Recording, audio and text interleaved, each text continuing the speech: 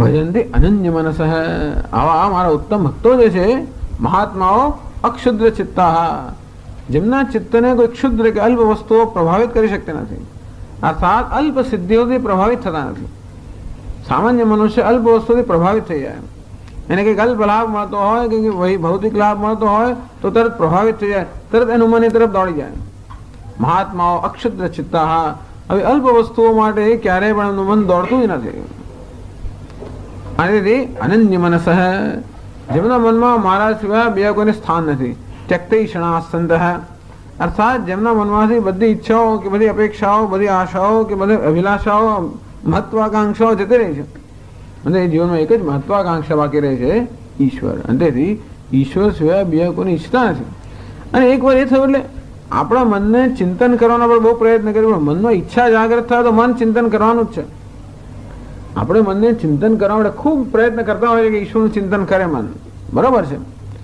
પરંતુ મનની અંદર એકવાર ઈશ્વરની ઈચ્છા જાગૃત થઈ પછી આપોઆપ જ ચિંતન કરવાનું, મન એનું ચિંતન કરે જેને માટે એના મહત્વ બુદ્ધિ હોય. તો આવી તુચ્છ વસ્તુઓમાં જ્યાં મહત્વ બુદ્ધિ છે ત્યાં મહાન વસ્તુ મહત્વ બુદ્ધિ જન્મતી નથી. આ મહાત્માઓ છે જેમનામાં આવી મારે માટે મહત્વ બુદ્ધિ હોવાને કારણે અનન્ય મનસ, જેમના મનમાં મહારાજ સિવાય બીજે કોઈને સ્થાન નથી. એ રીતે બનીને ભૂતાદિમ અવ્યયમ જ્ઞાત્વા, જાણે છે કે આ બધાના મૂળમાં તો હું જ છું. ટૂંકમાં જે કંઈ સિદ્ધિઓ કે પ્રાપ્તિઓ મનુષ્યને આકર્ષતી હોય એ ખેને માટે આકર્ષે છે, બધાના મૂળમાં કોણ છે? ભગવાન છે. એટલે જે મનુષ્યમાં આ પ્રકારની સમજ જાગૃત થઈ જાય કે જે કંઈ વસ્તુ જગતમાં ઈચ્છું છું એ વસ્તુ ઈચ્છનીય કેમ છે, કઈ વસ્તુ કોણ છે, શું છે તત્વ, જે કોઈ વસ્તુને ઈચ્છનીય કે ઈચ્છાનો વિષય બનાવે છે તો કે ઈશ્વર. અને જેને કારણે આ વસ્તુ મને ગમે એને જ કેમ પ્રાપ્ત ન કરવી? તો કે વસ્તુની અંદર આપણામાં જે ગમો ઉત્પન્ન થાય કે આકર્ષણ ઉત્પન્ન થાય એ કઈ વસ્તુને એવી આકર્ષક બનાવે છે તો કે ઈશ્વર. તેથી જ્ઞાત્વા ભૂતાદિમ અવ્યયમ, હું સર્વ પ્રાણી માત્રનો આદિ છું, અર્થાત હું કારણભૂત છું. મારે કારણ વસ્તુ જેવી છે તેવી છે. અને એ બધી વસ્તુઓ કેવી છે? ધારો કે ચાલો કે બીજા જગતની અંદર પદાર્થોમાં કે સુખ શાંતિ દેખાતા હોય તો કેવા છે? વ્યયમ. કેવા છે? ક્ષીણ થઈ જનારા છે. ત્યારે હું જે એમના મૂળમાં છું કેવો છું? અવ્યય છું. એટલે આવી માણસનો વિવેક જ્યારે આવે કે પોતે જીવનમાં જે શોધે છે એ કદાચ પદાર્થમાં દેખાતો હોય તો પણ એક ક્ષણિક છે, અને પોતે જે શોધે છે એ સ્થાયી વસ્તુ ત્યારે પ્રાપ્ત થાય જ્યારે એના મૂળમાં જાય. ભગવાને હું સર્વનું મૂળ કારણ છું એ રીતે મને જાણીને, એટલે સમજીને. એવું નથી કે અશાકમાંથી એ માણસને બહુ નિરાશા સાંભળી કે નાસીપાસ થઈ ગયો માટે આવા તરફ વળ્યો. એટલે એ ભક્તિ ભલે એ હોય તો એને પરિપક્વ બનાવવાની આવશ્યકતા છે. છેવટે ભગવાનની ભક્તિ પરિપક્વ ક્યારે બને? જ્યારે એને સર્વના આદિ કારણ રૂપે જાણવામાં આવે ત્યારે. એટલે કે ટૂંકમાં જે કે વસ્તુ ઈચ્છનીય છે એને કારણે ઈચ્છનીય છે, અને તેથી સર્વ ઈચ્છનીયનો એ જ ઈચ્છનીય છે. આવી સમજ જે છે એ સંબંધ કારણે જે ભક્તિ છે કેવી ભક્તિ છે?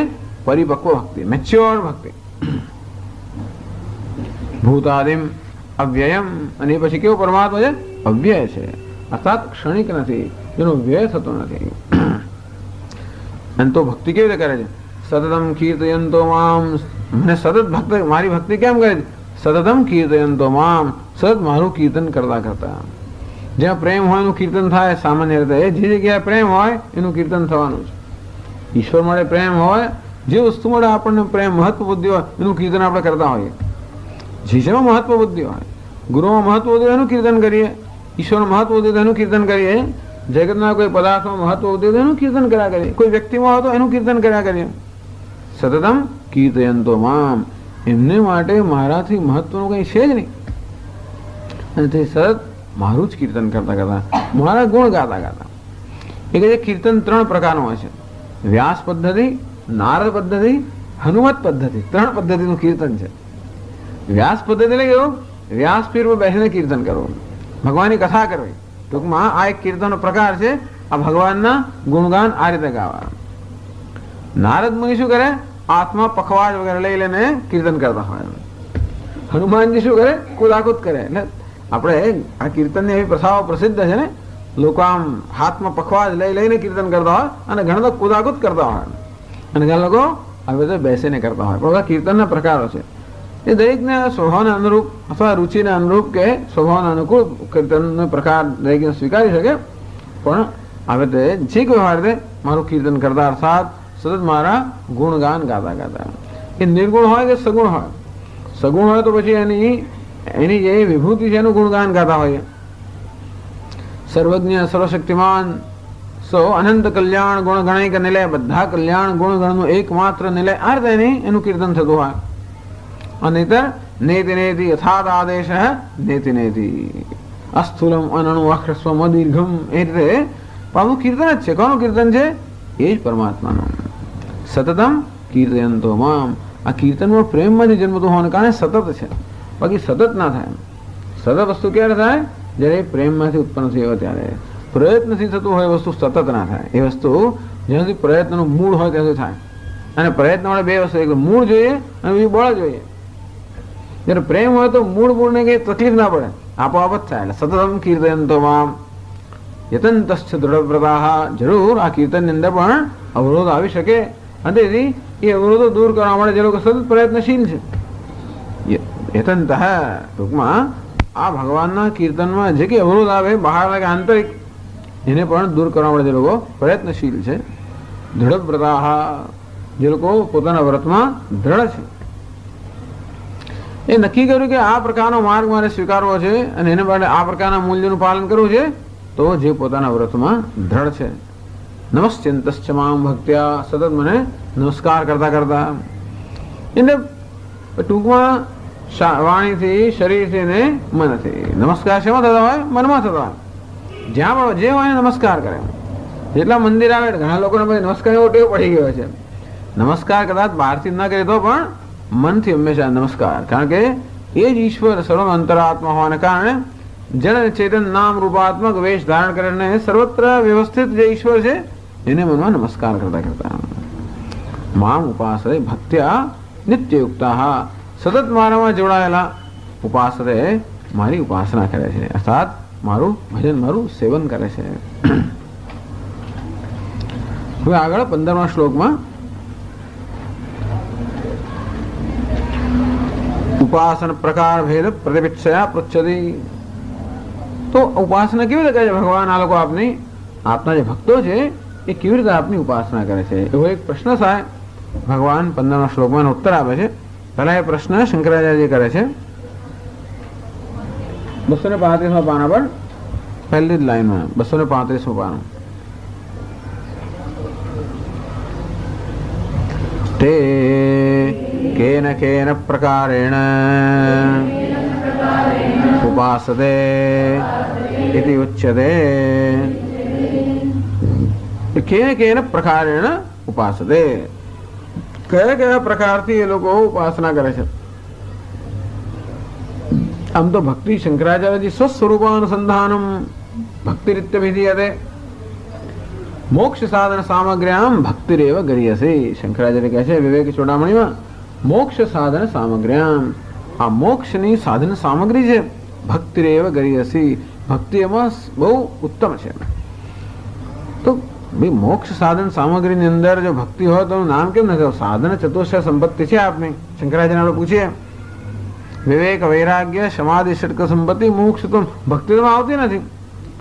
એટલે આ ઉત્તમ હોવાને કારણે એમાં નથી, બધાથી ચડિયાતી છે. ભક્તિરેવ ગરીયસી, તો મોક્ષ સાધનની જે સામગ્રી છે એમાં ભક્તિ, એ તો આ બધાની પાસે ભક્તિ હોવી જોઈએ. ટૂંકમાં પ્રજ્ઞ ભક્તિ કેવી છે?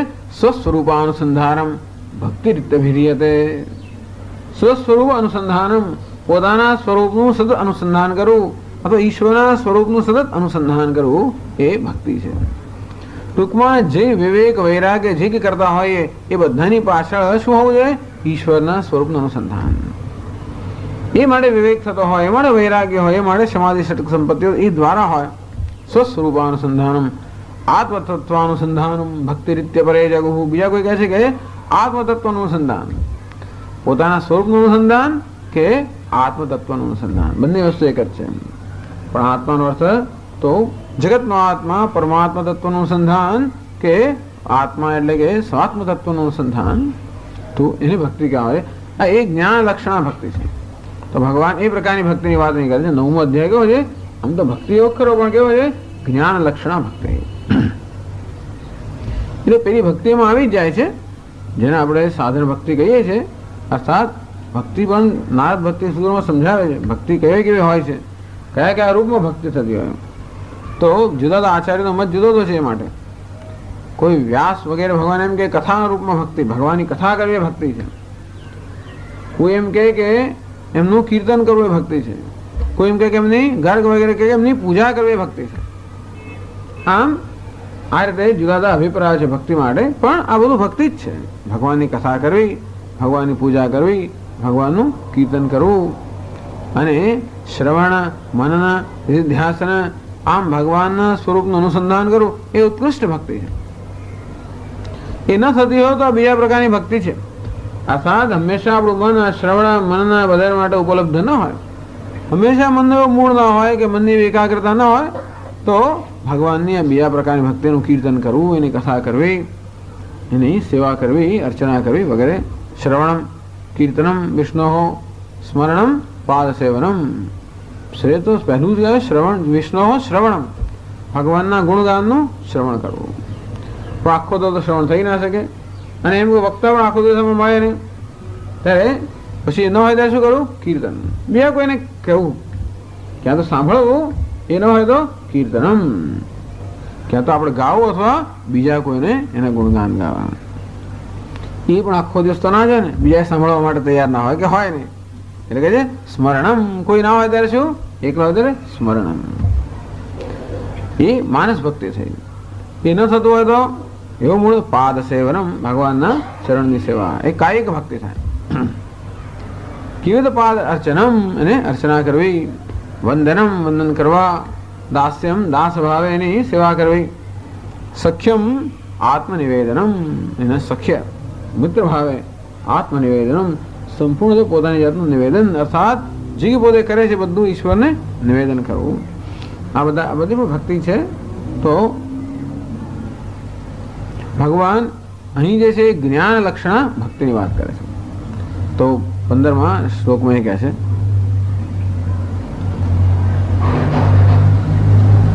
જ્ઞાન યજ્ઞેન ચાપ્યન્યે યજંતો મામુપાસતે એકત્વેન પૃથક્ત્વેન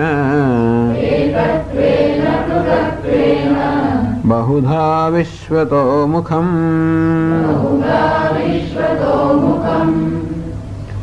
જ્ઞાન યજ્ઞેન ચ અપી, અને જ્ઞાન યજ્ઞેન ચ, જ્ઞાનરૂપ યજ્ઞથી પણ અથવા જ્ઞાનરૂપ યજ્ઞથી જ યજંતઃ મામ ઉપાસતે, તો યજંતઃ અર્થાત મારું પૂજન કરતા કરતા માં ઉપાસતે, મારી ઉપાસના કરે છે, મને ભજે છે. એકત્વેન, એકત્વેન અર્થાત હું ને એ જુદા નથી, એકત્વેન. પૃથક્ત્વેન, હું ને જુદા હોય, આમ ભક્તને ઈશ્વર જુદા નથી એવું એકત્વ. ભક્તને ઈશ્વર જુદા હોય બહુ, એટલે પૃથક્ત્વ, જુદાપણું. ક્યાં તો જુદાપણું રાખીને ભક્તિ કરે છે અથવા જુદાપણા વગર મારી ઉપાસના કરે છે. કે બહુધા, બહુ પ્રકારે, વિશ્વતો મુખમ, વિશ્વતો મુખમ અર્થાત સર્વત્ર વિશ્વતઃ, વિશ્વ ચારે બાજુ મુખ કરીને આ સમગ્ર વિશ્વરૂપે નામ રૂપાત્મક જગત રૂપે રહેલા મારી આ રીતે આ લોકો એક વડે પૃથક્ત્વે બહુ પ્રકારે એ લોકો મારી ઉપાસના કરે છે. તો શંકરાચાર્યજી ભાષ્યમાં સમજાવે છે જ્ઞાન યજ્ઞેન જ્ઞાનમેવ ભગવદ વિષયમ યજ્ઞઃ તેન જ્ઞાન યજ્ઞેન યજંતઃ પૂજયંતઃ મામ ઈશ્વરમ ચ अन्ये अन्याम उपासनां परित्यज्य उपासते. ज्ञान यज्ञेन चाप्यन्ये ज्ञान यज्ञे च अपि अन्ये यजन्तः माम उपासते. જ્ઞાન યજ્ઞ એટલે શું? भगवत विषय ज्ञान एव यज्ञ है। ज्ञान यज्ञ છે, એનું નામ જ્ઞાન યજ્ઞ। યજ્ઞ કોને કહેવાય? જેમાં કંઈક આહુતિ આપવાની હોય, નામ યજ્ઞ। જ્યાં અગ્નિ દેવતાને કોઈ આહુતિ આપવામાં આવી હોય, એટલે કોઈ દેવતાને ઉદ્દેશને આહુતિ આપવામાં આવે, એ પ્રક્રિયાને યજ્ઞ કહે છે। તો જ્ઞાન રૂપી યજ્ઞ ભગવાન ચોથા અધ્યાયમાં ભગવાને જાત જાતના યજ્ઞનું વર્ણન કર્યું, એમાં એક જ્ઞાન યજ્ઞનું પણ વર્ણન કર્યું કે કેવી રીતે બ્રહ્માજ્ઞાવપરે યજ્ઞમ યજ્ઞેનયોપજુહ્વતિ। મારા અનેક અન્ય સાધકો એવા છે, બ્રહ્માજ્ઞ બ્રહ્મરૂપી યજ્ઞમાં એ લોકો યજ્ઞ વડે યજ્ઞની જ આહુતિ આપે છે। યજ્ઞ વડે એટલે જ્ઞાન વડે યજ્ઞની એટલે સોપાધિક આત્માની આહુતિ આપે છે। ભગવાન કોઈ જ્ઞાન યજ્ઞમાં અહમ બ્રહ્માસ્મી એ પ્રકારના ચિંતનમાં, એટલે હું જ્યારે બ્રહ્મ છું ત્યારે હું દેહ તો ન જ હોઈ શકું। આમ અહમ બ્રહ્મ એ ચિંતનની અંદર પણ અહંકારની આહુતિ અપાય। અહમ બ્રહ્મ એવું ચિંતન ત્યારે થઈ શકે જ્યારે અહંકાર જે આ ઉપાધિ સાથેના તાદાત્મ્ય જન્મ્યો છે એની આહુતિ અપાય તો જ, અથવા એનો અપવાદ થાય તો જ અહમ બ્રહ્મ એ વગરનું વાત પણ થઈ શકે, ચિંતન થઈ શકે, પરોક્ષ કે પ્રત્યક્ષ। અને જ્ઞાન યજ્ઞ અર્થાત જ્ઞાન રૂપી અગ્નિની અંદર અજ્ઞાનની આહુતિ આપવી। અજ્ઞાનની આહુતિ આપવી એટલે શું? અજ્ઞાનમાંથી જે કે બધા ભ્રમ જન્મ્યા હોય એની આહુતિ આપવી। અજ્ઞાન કયો ભ્રમ જન્મે? અસ્મિતા। તો અસ્મિતા એટલે અહંભાવ જન્મે, મમકાર મમતા જન્મે, રાગ દ્વેષ આ બધું જન્મે। આ બધું શું જન્મ્યું છે? અજ્ઞાનમાંથી જન્મ્યું છે। તો જ્ઞાન યજ્ઞ એને કહેવાય। આ બધી વસ્તુઓનો નિકાલ કરવાના બીજા પણ સાધનો છે। ટૂંકમાં અહંકાર કે મમકાર કે રાગ દ્વેષ આ બધી વસ્તુઓને દૂર કરવા માટે બીજા સાધન છે, તો કે કર્મયોગ વગેરે। એટલે ઈશ્વરાર્પણ બુદ્ધિથી કર્મ કરવું, અર્પણ કરવું, દાન કરવું, યજ્ઞ કરવો, તપશ્ચર્યા કરવી, આ બધું જે છે એ પણ અંતઃકરણ શુદ્ધિના ઉપાયો છે। પણ જ્ઞાન યજ્ઞ કોને કહેવાય? કે વિવેક રૂપી યજ્ઞ, વિવેકથી આ બધી વસ્તુઓનો નિકાલ કરવા। ટૂંકમાં એ પ્રકારની સમજથી કે જે કે રાગ દ્વેષ જન્મ્યા છે એ શેમાં જન્મ્યા છે? અહંકાર ને મમકારમાંથી। અહંકારમાંથી રાગ દ્વેષ જન્મે। અહંકારને અનુકૂળ જે હોય એના માટે રાગ હોય, સ્વાભાવિક। અહંકારમાં તો પ્રેમ હોય, જેને આત્મા માનવા હોય એના માટે પ્રેમ હોય। વાસ્તવમાં પ્રેમ શેને મળે છે? કોને મળે છે? આત્મા માટે। પણ જેને પણ આત્મા માનવા હોય એના માટે પ્રેમ હોય છે। અહંકારને આત્મા માનવા મળે, અહંકારમાં પ્રેમ હોય। અને તો તેથી અહંકારમાં પ્રેમ, એ પ્રેમ જે પુષ્ટિ કરે, એ પ્રેમને અનુકૂળ હોય એ પણ મારા પ્રેમનો વિષય બને। અને એ પ્રેમના આડે જે આવે મારા દ્વેષનો વિષય બને। ટૂંકમાં રાગ અને દ્વેષ પણ શેમાંથી જન્મે છે? અહંકારમાંથી જન્મે છે। આ જાણવાની જરૂર છે કે રાગ દ્વેષમાં જન્મ્યા અહંકારમાંથી।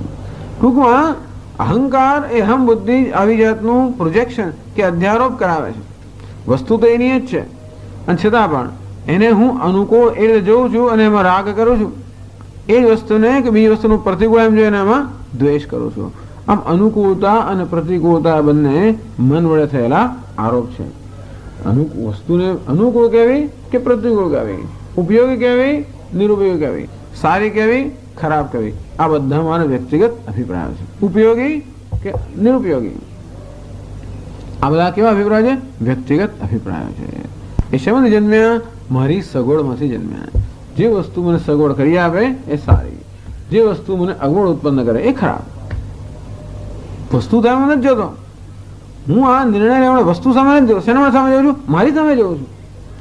ટૂંકમાં વસ્તુને જોઈને નિર્ણય નથી કરતો કે આ સારી છે ખરાબ છે, પરંતુ મારી પોતાની સામે જો નિર્ણય કરું છું, મને અનુકૂળતા છે તો એ વસ્તુ સારી, મને પ્રતિકૂળતા છે તો એ વસ્તુ ખરાબ।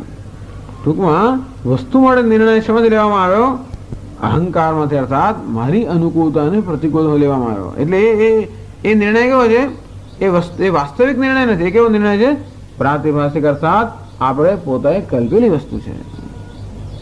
આ રીતે રાગ દ્વેષનું સ્વરૂપનું ચિંતન કરવું કે રાગ દ્વેષ બધા માત્ર મારા આવા અહંકારના ખ્યાલમાંથી જન્મે છે।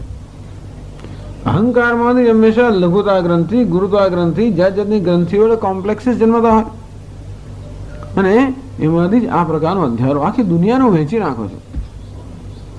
ટૂંકમાં મારા ખ્યાલ પ્રમાણે જે વસ્તુ વર્તે એ બધું સારું છે, મારા ખ્યાલને વિરુદ્ધ પ્રમાણે જન્મે ખરાબ છે। મારો ખ્યાલ જે હોય, દરેકને ખ્યાલ પોતપોતાનો હોય. હું ઈચ્છતો કે બધાએ મને નમસ્કાર કરવા જોઈએ, ધારો કે એવું ઈચ્છતો, બધાએ મને માન આપવું જોઈએ, ધારો કેમ માનતો હું. અંતેથી જે કોઈ મને માન ન આપે એ કેવા બની ગયા? ખરાબ બની ગયા. આમાં એને ખરાબ એમ જાહેર કરવામાં એના તરફ નથી, શેના તરફ જોઉં છું? મારી તરફ, કે મને માન નથી મળતું. અને જે કોઈ મને માન આપે સારો ગમે તે હોય, પછી એ શું બની ગયો? સારો બની ગયો. ટૂંકમાં આ રીતે વસ્તુ માટે તો એક દ્રષ્ટાંત આપ્યું. પણ કહેવાનો ભાવ એ છે કે બધાનો નિર્ણય કરવાની પાછળ કારણ શું છે? મારી પોતાની ગ્રંથિઓ, મારા વિશેના જે ખ્યાલ છે એ ગ્રંથિઓ જ નિર્ણય કરાવતી હોય છે. આમ સમજવું. એટલે ગ્રંથિઓ જન્મી છે, જન્મી અજ્ઞાનમાંથી. કોઈક વ્યક્તિત્વના કોઈક સ્તરની અંદર અહમભાવને કારણે ગ્રંથિઓ જન્મી. કે તો શરીર એની નબળાઈ હોય એને હું મારા પર લાદીને એમ કરીને મારી જાતને એવી જાતની ગ્રંથિઓ જન્મે કે શરીરમાં કંઈક બીજી વિશિષ્ટતા એ વળી પાછળ આરોપ કરીને હું કંઈક વિશિષ્ટ માનું મારી જાતને. ટૂંકમાં આ બધી ગ્રંથિઓ છે જન્મી વ્યક્તિત્વના કે ઉપાધિના કોઈને કોઈ સ્તરમાં અહમભાવ કરવાથી. એની માટે પંચકોશ વિવેક થયો. 5 કોષ છે બધા: અન્નમય, પ્રાણમય, મનોમય, વિજ્ઞાનમય, આનંદમય. ક્યાંક ક્યાંક જ્યાં અહમભાવ હોય ખબર પડે કે શેમાં અહમભાવ થયો. અન્નમયમાં થયો, પ્રાણમયમાં થયો, મનોમયમાં થયો. આવી રીતે ચિંતન થતું હોય. એટલે આ રીતે જે પોતાના અજ્ઞાનમાંથી જન્મેલા ભ્રમનું નિવારણ કરે છે. શેમાં નિવારણ કરે છે? વિવેક જ્ઞાનમાં. કયો વિવેક? આવી રીતે સત્ય અને મિથ્યાનો કે જે વાસ્તવિક છે એ કલ્પિત છે એનો વિવેક. કઈ વસ્તુ કલ્પિત છે, કઈ વસ્તુ એ વીંછી છે, ડંખે છે. એ બધું આપણે કહેવા કે વીંછી ડંખતો નથી, પણ એને એ જ જોવાને બદલે હું બીજું જો કે આ બહુ પ્રિય વીંછી છે અને અપ્રિય છે અને ફલાણા ઢીકણા, આ બધી વસ્તુ છે કલ્પિત છે. એમ તેથી ઈશ્વરે સર્જેલો એક અંશ છે અને જીવે કલ્પેલો બીજો અંશ છે. તો મેં શું કલ્પના કરી છે, જીવ કલ્પના, આ બધું સમજીને વિવેકથી એનું નિવારણ થાય. આ રીતે મનુષ્ય પ્રશ્નો નિવારણ કરતો હોય.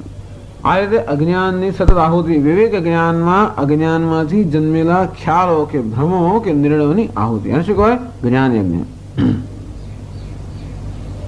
બ્રહ્માજ્ઞાવપરે યજ્ઞમ યજ્ઞેનૈવોપજુહ્વતે. બ્રહ્મરૂપી અગ્નિમાં અન્ય આ બ્રહ્મનિષ્ઠ કે બ્રહ્મ મુમુક્ષો યજ્ઞ વડે, એટલે કે સોપાધિક આત્મામાં આત્માને નિરુપાધિક આત્મામાં એ લોકો આહુતિ આપે છે, અહંકારની આહુતિ આપે છે. તો ઈશ્વરનું દર્શન થાય. એટલે ઈશ્વરનું દર્શન કરવાનો આમનો કેવો પદ્ધતિ કઈ છે? અહંકારની આહુતિ, અજ્ઞાનની આહુતિ. તો અમે બહાર આપણે આહુતિ આપીએ, એ ના અપાય તો બીજી આહુતિ આપીએ, ઘીની આહુતિ આપીએ, આપણે નૈવેદ્ય થઈએ વગેરે, પણ શું છે? આહુતિ છે. પણ બહુ શ્રેષ્ઠ આહુતિ કઈ છે? પેલી આહુતિ, અજ્ઞાનની આહુતિ. તો ભગવાન એ પ્રકારે જ્ઞાન, એટલે એનો અર્થ નહીં કે પેલી આહુતિ ખરાબ ને સારી છે, એવું નથી. પણ જે લોકો આ પ્રકારના યજ્ઞ માટે તૈયાર થયા છે એમને માટે ભગવાન જ્ઞાનમેવ યજ્ઞ. કેવું જ્ઞાન? ભગવત વિષયમ જ્ઞાન. ગમે તો જ્ઞાન નહીં. રસાયણ શાસ્ત્ર, ભૌતિક શાસ્ત્ર એ યજ્ઞ નથી. એ પણ એક રીતે યજ્ઞ છે એમની રીતે. પણ એ કયા યજ્ઞની ભગવાન વાત કરે છે? ભગવત વિષયમ જ્ઞાનમેવ યજ્ઞ. તો ભગવાન જેનો વિષય છે એ પ્રકારનું જ્ઞાન. અને સતત આ રીતે ભગવાનના સ્વરૂપના ચિંતનથી એમના અજ્ઞાન કે અવિવેકમાંથી જે કંઈ બધા ખ્યાલો અને ભ્રમ ઉત્પન્ન થયા હોય, સતત એની આહુતિ અપાતી હોય, આ પ્રક્રિયાને જ્ઞાન યજ્ઞ કહે છે. આવો યજ્ઞ સતત ચાલ્યા કરતો હોય, બહારથી ભલે વ્યવહાર થતો હોય, પણ અંદરથી સતત આ પ્રકારનો યજ્ઞ ચાલી શકે, ચાલવો જોઈએ. આના માટે કોઈ સામગ્રી ના જોઈએ. શ્રેયાન દ્રવ્યમયાદ યજ્ઞાત જ્ઞાન યજ્ઞ પરંતપ. હે અર્જુન, આ દ્રવ્યથી થતા યજ્ઞો કરતા, દ્રવ્યથી સંપાદિત થતા યજ્ઞ કરતા આ જ્ઞાન યજ્ઞ શ્રેષ્ઠ છે બધી રીતે. એમાં કોઈ દ્રવ્ય ના જોઈએ એક તો, અને બીજું દ્રવ્યથી સંપાદિત યજ્ઞ જે છે એમાં દ્વૈતનો નિકાલ થતો નથી. આ જ્ઞાન યજ્ઞથી દ્વૈતની પણ આહુતિ અપાય છે. ઇજ્જતે પૂજ્યતે પરમેશ્વર અનેન પ્રકૃતિ જ્ઞાન યજ્ઞ શબ્દ. યજ્ઞ કોને કહેવાય? યજ્ઞ એક સાધન છે. શેનું સાધન છે? ભગવાનની પૂજા કરવાનું. યજ, યજ એટલે શું?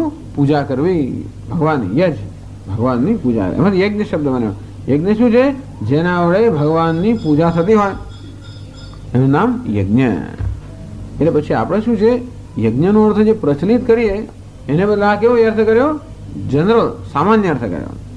પ્રચલિત અર્થમાં યજ્ઞ કોને કહેવાય? કે અગ્નિ જ્યાં વેદીમાં પ્રગટાવ્યો છે અને ત્યાં દેવતાને ઉદ્દેશીને આહુતિ અપાય, એવું યજ્ઞ નથી. પણ એની પાછળનો જે સ્પિરિટ છે, એ વસ્તુની પાછળનો જે સિદ્ધાંત છે કે એ અગ્નિમાં આહુતિ આપે એ પણ શું છે? દેવતાની પૂજા કરવાનું સાધન. અંતેથી દેવતાની કે ઈશ્વરની પૂજા જે કોઈ સાધન હોય એને યજ્ઞ કહી શકાય. એ તો ભગવાને આ યજ્ઞ શીખવાડ્યો, કર્મયોગ શીખવાડ્યો કે જો કર્મ આપણે જે કરીએ છીએ એ પણ ભગવાનની પૂજાનું સાધન બની જાય, તે પણ યજ્ઞ બની જાય. એ પ્રકારનો યજ્ઞ ભગવાને શીખવાડ્યો. તો ટૂંકમાં એ બે પ્રકારના યજ્ઞ ભગવાન શીખવાડે છે. એક કર્મયોગ યજ્ઞ છે અને બીજો સાંખ્ય યોગ. જ્ઞાન યોગ એને સાંખ્ય નામ, કર્મયોગ એને યોગી નામ. તો જે લોકો સક્રિય મનુષ્યો છે એમના માટે કયો યજ્ઞ છે? તો કે કર્મથી ભગવાનની પૂજા કરવી. અને જે લોકો વિચારશીલ મનુષ્યો છે એમના માટે કયો યજ્ઞ છે? તો કે વિચારથી ભગવાનની પૂજા કરવી. બંને પૂજા જ કરે છે. એક આવે તો પૂજા કરે છે અને બીજો અંદર આહુતિ આપે છે. એટલે કહ્યું પહેલા કર્મયોગ અને પછી જ્ઞાન યોગ. તો ઇજ્જતે પૂજ્યતે પરમેશ્વર અને નથી યજ્ઞ, જેના વડે પરમેશ્વરની યજન થાય, પરમેશ્વર યજન થાય છે. યજન એટલે પૂજન થાય, જે સાધનને યજ્ઞ કહે છે. તો આ જ્ઞાન ભગવદ વિષય જ્ઞાન છે, એનાથી જે લોકો ભગવાનની પૂજા કરે છે એને જ્ઞાન યજ્ઞ કહેવામાં આવે છે. અહીં પૂજા થઈ, સતત ઈશ્વરની સત્યત્વ સ્થાપિત કરવું, ઈશ્વરનું સત્યત્વ સ્થાપિત કરવું, એનું મહત્વ સ્થાપિત કરવું અને બીજી બધી વસ્તુનું મહત્વ જે છે એ મહત્વનો તિરસ્કૃત કરવું. બીજી બધી વસ્તુનું મહત્વ અજ્ઞાનમાં જન્મ્યું છે, તેથી એ મહત્વને નો નિષેધ કરવો અને ઈશ્વરના મહત્વને સ્થાપિત કરવું. આ રીતે ઈશ્વરની પૂજા થઈ. આ જ્ઞાન યજ્ઞ પણ ઈશ્વરની પૂજાના રૂપમાં છે. તેના જ્ઞાન યજ્ઞેન યજંત પૂજયંત મામેણ કોણ? ઈશ્વરમ છે ચકાર અવધારણે ઈશ્વરમેવ મામેવ પૂજયંત, મારી પૂજા કરતા કરતા બીજા કોઈ અનન્ય માનસ, જેમના મનમાં મારા સિવાય બીજા કોઈને સ્થાન નથી. એટલે અહીં કહે છે હું જે ઈશ્વર છું, આ ઈશ્વરની સતત પૂજા કરતા કરતા જ્ઞાનરૂપી યજ્ઞ વડે હું જે ઈશ્વર છું એની સતત પૂજા કરતા કરતા. તો પછી અપી દેવતાંતર ધ્યાન ત્યાગમ અભિશબ્દ સૂચિતમ. ભગવાન કહે છે ઈશ્વરની તો ખરી પણ બીજા કોઈ દેવતાની નહીં. કોની? મારી એકલાની. એટલે કહ્યું અન્યામ ઉપાસનામ પરિત્યજ્ય. ભાષ્યમાં કહ્યું અન્યામ ઉપાસનામ પરિત્યજ્ય, બીજી બધી ઉપાસનાનો ત્યાગ કરીને માત્ર મારી જ ઉપાસના, બીજા કોઈ દેવતાની ઉપાસના નહીં. આગળ ભગવાન કહે છે કે શું કામ? 7મા અધ્યાયમાં કહ્યું, હમણાં કહે છે આયાસ તો સમાન જ છે. અંતવત્તુ ફલમ તેષામ તદ્ભવત્યલ્પમેધસામ દેવાન દેવયજો યાંતિ મદ્ભક્તા યાંતિ મહાપી. ટૂંકમાં દેવતાઓનું પૂજન કરનારા દેવતાઓને પામે છે અને મારું પૂજન કરનારા મને પામે છે. આયાસ તો સમાન જ છે. ભગવાન તો અહીં કહે છે અધ્યાયમાં કે મને પૂજા કરવામાં આયાસ બહુ ઓછો છે. ઉલટો દેવતાઓ તો બધા ઓફિસર લોકો છે ને, અને માટે એમને ખુશ કરવા માટે બહુ ફોર્માલિટી છે. એના માટે ખાસ બધી જે કે કોડ ઓફ કન્ડક્ટ, પ્રોટોકોલ, કેમ જવું, કેમ પૂજા કરવી, કયું ફૂલ ને કયું ઊંધું રાખવું, બહુ તકલીફ છે. બધી તકલીફ એટલે હવે જેમ જેમ વાંચીએ એમ ખબર પડે કે આપણે કેટલું ખોટું જ કર્યા કરતા હોય છે. ભગવાન શું થતું હશે ભગવાનને? પેલું પત્ર ઊંધું રાખવું કે સીધું રાખવું, આમ પેલી બાજુ રાખવું, પેલી બધાની પ્રક્રિયા છે. કયું ફૂલ ભગવાનને ગમે ને કયું ફૂલ ના ગમે, કયા દેવતાને કયું ફૂલ ગમે,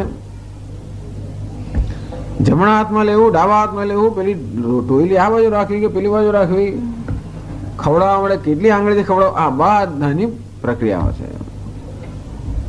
અંતેથી બીજા બધા દેવતાઓને ખુશ કરવા હોય તો એમનો પ્રોટોકોલ એટલે જે પ્રકારની પદ્ધતિ હોય વર્તનની, એ આચારનું બરાબર પાલન કરવું છે. ભગવાન કહે છે મને એવી કાંઈ જરૂર નથી. જેનામાં વિશેષતાઓ હોય એ લોકો વિશેષ આચારની અપેક્ષા રાખે. હું કોઈ અપેક્ષા રાખતો જ નથી, મારો કોઈ વિશેષતા જ નથી. મને પત્ર, પુષ્પ, ફળ તો જે આપશો એ ચાલશે. અને ભગવાન કહે છે કે જેની પૂજા કરે એને પામે. આ મનુષ્ય જીવનમાં જેની પૂજા કરશે એને પામશે. પ્રતિષ્ઠાની પૂજા કરશે, સત્તાની પૂજા કરશે, સંપત્તિની પૂજા કરશે, દેવતાઓની પૂજા કરશે, ઈશ્વરની પૂજા કરશે, પરમાત્માની જેની પૂજા કરશે એને પામશે. અંતેથી અન્યામ ઉપાસનામ પરિત્યજ્ય. બીજી બધી પૂજાનું ફળ કેવું છે? અંતવત્તુ ફલમ તેષામ. બીજી બધી પૂજાનું ફળ કેવું? અંતવત અર્થાત ક્ષણિક છે. એ કેવા છે? અલ્પમેધસામ, અલ્પ બુદ્ધિના મનુષ્યો જાણતા નથી. અંતેથી આટલો બધો પ્રયત્ન શેને માટે કરે છે? અલ્પ વસ્તુ પ્રાપ્ત કરવામાં આટલો પ્રયત્ન કરે છે. દેવાન દેવયજો યાંતિ મત ભક્તા યાંતિ મામભી. દેવતાઓનું પૂજન કરનારા દેવતાઓને પામે છે, મારા ભક્તો મને પામે છે. એટલે આયા સમાન હોવા છતાં પણ મને પૂછતા નથી. ભગવાન બિચારા ખેદ વ્યક્ત કરે ત્યાં આગળ. અનુક્રોશમ દર્શાવી ભગવાન ખેદ વ્યક્ત કરે, અરે રે આવો આ લોકો જો ને હું અહીંયા બેઠેલો છું અને મને મારી પૂજા નથી કરતા અને બીજે બધે દોડાદોડ કરે છે વગેરે વગેરે. અન્ય ઉપાસના પરિત્યજ્ય, બીજી બધી ઉપાસનાઓ ત્યાગ કરે ને, ઉપાસતે.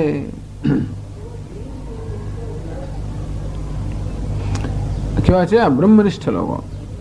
તો હવે આ જ્ઞાન યજ્ઞ કયા કયા પ્રકારનો છે? ભગવાન જેનો વિષય છે એવું જ્ઞાન જ યજ્ઞ છે, કારણ કે એ આપણને પરમેશ્વરની પ્રાપ્તિનું સાધન છે. તો હવે આ જ્ઞાન યજ્ઞ કયા કયા પ્રકારનો છે? અધિકારી ભેદ છે. ઉત્તમ અધિકારીઓનો જ્ઞાન યજ્ઞ કેવો હોય? અર્થાત ઉત્તમ અધિકારીઓ ભગવાનનું ચિંતન કેવી રીતે કરે, મધ્યમ અધિકારીઓ ભગવાનનું ચિંતન કેવી રીતે કરે અને મંદ અધિકારીઓ ભગવાનનું ચિંતન કેવી રીતે કરે. બધા ભગવાનનું ચિંતન કરે છે અને છતાં ભગવાનના ચિંતનના પ્રકાર છે અધિકારી ભેદ છે. તો ભગવાન એ કહે છે અહીંયા તચ્ચ જ્ઞાનમ એકત્વેન એકમેવ પરમ બ્રહ્મ ઇતિ પરમાર્થ દર્શનેન યજન્તે ઉપાસતે. તચ્ચ જ્ઞાનમ, અને જે જ્ઞાન ભગવદ વિષયમ જ્ઞાનમ એકત્વેન પૃથક્ત્વેન બહુધા વિશ્વતોમુખમ એકત્વેન. આ જ્ઞાનનો ચિંતનનો પ્રકાર કયો છે? એકત્વ. એકમેવ પરમ બ્રહ્મ ઇતિ પરમાર્થ દર્શનેન યજન્તે. એકમેવ પરમ બ્રહ્મ, બ્રહ્મ તેન્ય કાંઈ જ નથી. અહમ હરિ સર્વમિદમ જનાર્દન, હું હરિ છું, આ સર્વ જનાર્દન છે. અર્થાત હરિ કે જનાર્દન કે બ્રહ્મ તેન્ય કાંઈ જ નથી. એકમેવ પરમ બ્રહ્મ, જેમાં હું પણ નથી. મહાન સૌથી મોટી આહુતિ એ લોકો આપે. ઉત્તમ અધિકારીઓ સૌથી મોટી આહુતિ આપી શકે. જેટલી મોટી આહુતિ આપી શકે એટલે આપણે મોટા અધિકારી. તો અહમ બ્રહ્મમાં અહમની આહુતિ અપાઈ ગઈ, કારણ કે અહમમાં બ્રહ્મ સ્થાપિત કરવામાં આવ્યો. અંતેથી અહમ બ્રહ્મ થી એકમેવ પરમ બ્રહ્મ, એક અદ્વિતીય પરમ બ્રહ્મ છે, એને અન્ય કાંઈ જ નથી. એથી પરમાર્થ દર્શન એને યજન્તે. આ પ્રકારનું પરમાર્થ દર્શન એ જ મોટો યજ્ઞ છે. ચોથા અધ્યાયમાં ભગવાન એ જ કહ્યું બ્રહ્માર્પણમ બ્રહ્મ હવિ બ્રહ્માગ્નૌ બ્રહ્મણાહુતમ બ્રહ્મૈવ તેન ગંતવ્યમ બ્રહ્મ કર્મ સમાધિના. આવા જે બ્રહ્મજ્ઞાની બ્રહ્મનિષ્ઠ મનુષ્ય મહાપુરુષો છે એમના માટે બ્રહ્માર્પણમ, અર્પણ ચમસ, જેનાથી આહુતિ આપવામાં આવે એ પણ બ્રહ્મ. બ્રહ્મ હવિ, હવિષ જેની આહુતિ આપવામાં આવે એ પણ બ્રહ્મ. બ્રહ્માગ્નૌ, અગ્નિ જેમાં આહુતિ આપવામાં આવે એ પણ બ્રહ્મ. સાતમી વિભક્તિ પણ બ્રહ્મ, ત્રીજી વિભક્તિ પણ બ્રહ્મ, બીજી વિભક્તિ પણ બ્રહ્મ. જેની આહુતિ આપવામાં આવે દ્વિતીય, જે વડે આહુતિ આપવામાં આવે ચમસ તૃતીય, જેમાં આહુતિ આપે અગ્નિમાં સપ્તમી. બ્રહ્મણાહુતમ, આહુતિ આપનાર કોણ છે? પણ બ્રહ્મ. પ્રથમ વિભક્તિ, જે આહુતિ આપે, જે બધા કારક આવી ગયા ને, ટૂંકમાં કોઈ પણ ક્રિયા ક્યારે સિદ્ધ થાય? આ બધા કારકો જયારે હોય ત્યારે, બધી એક્સેસરીઝ હોય છે. કોણ હોવું જોઈએ? અત્યારે વક્તૃત્વની ક્રિયા પણ ક્યારે સિદ્ધ થાય? એક વક્તા હોવો જોઈએ, પ્રથમ વિભક્તિ. વચન બોલવામાં આવે છે દ્વિતીય વિભક્તિ. શેના વડે બોલવામાં આવે છે? તો વાગ ઇન્દ્રિયથી તૃતીય વિભક્તિ. કઈ પ્રયોજનથી બોલવામાં આવે છે? ચતુર્થ વિભક્તિ. અંદરથી બોલવામાં આવે છે પંચમી વિભક્તિ. બેસીને બોલવામાં આવે છે સપ્તમી વિભક્તિ. અથવા તમને બોલવામાં આવે છે દ્વિતીય વિભક્તિ, ચતુર્થ વિભક્તિ. એટલે આ રીતે આ બધી સામગ્રી હોય તો જ ક્રિયા સિદ્ધ થાય. આપણે તો બધાને જુદા જ જોઈએ. ચમસ પણ જુદું, ને હવિષ પણ જુદું, ને અગ્નિ પણ જુદો, ને હું પણ જુદો, ને ફળ પણ જુદું. બ્રહ્માર્પણમ, અર્પણ એ પણ બ્રહ્મ, ઈશ્વર. બ્રહ્મ હવિષ એ પણ ઈશ્વર. બ્રહ્મણા આહુતમ, બ્રહ્મણા આહુતિ આપનાર પણ ઈશ્વર. હુતમ આખી ક્રિયા પણ શું છે? ઈશ્વર. બ્રહ્મૈવ તેન ગંતવ્યમ, ગતિ જે પ્રાપ્ત કરવાનું છે, જેને માટે થાય જે પ્રયોજનની ચતુર્વિભક્તિ પણ બ્રહ્મ. બ્રહ્મ કર્મ સમાધિના ટૂંકમાં જ્ઞાની પુરુષ મહાપુરુષના માટે આ કોઈ પણ ક્રિયામાં રહેલી બધા જે કારકો છે અર્થાત રહેલી જે સામગ્રી છે એના માટે શું છે? બ્રહ્મ જ છે. આ પ્રકારનું સર્વ બ્રહ્મ દર્શન એ કેવું છે? ઉત્કૃષ્ટ જ્ઞાન યજ્ઞ છે, ઉત્તમ અધિકારી માટે છે.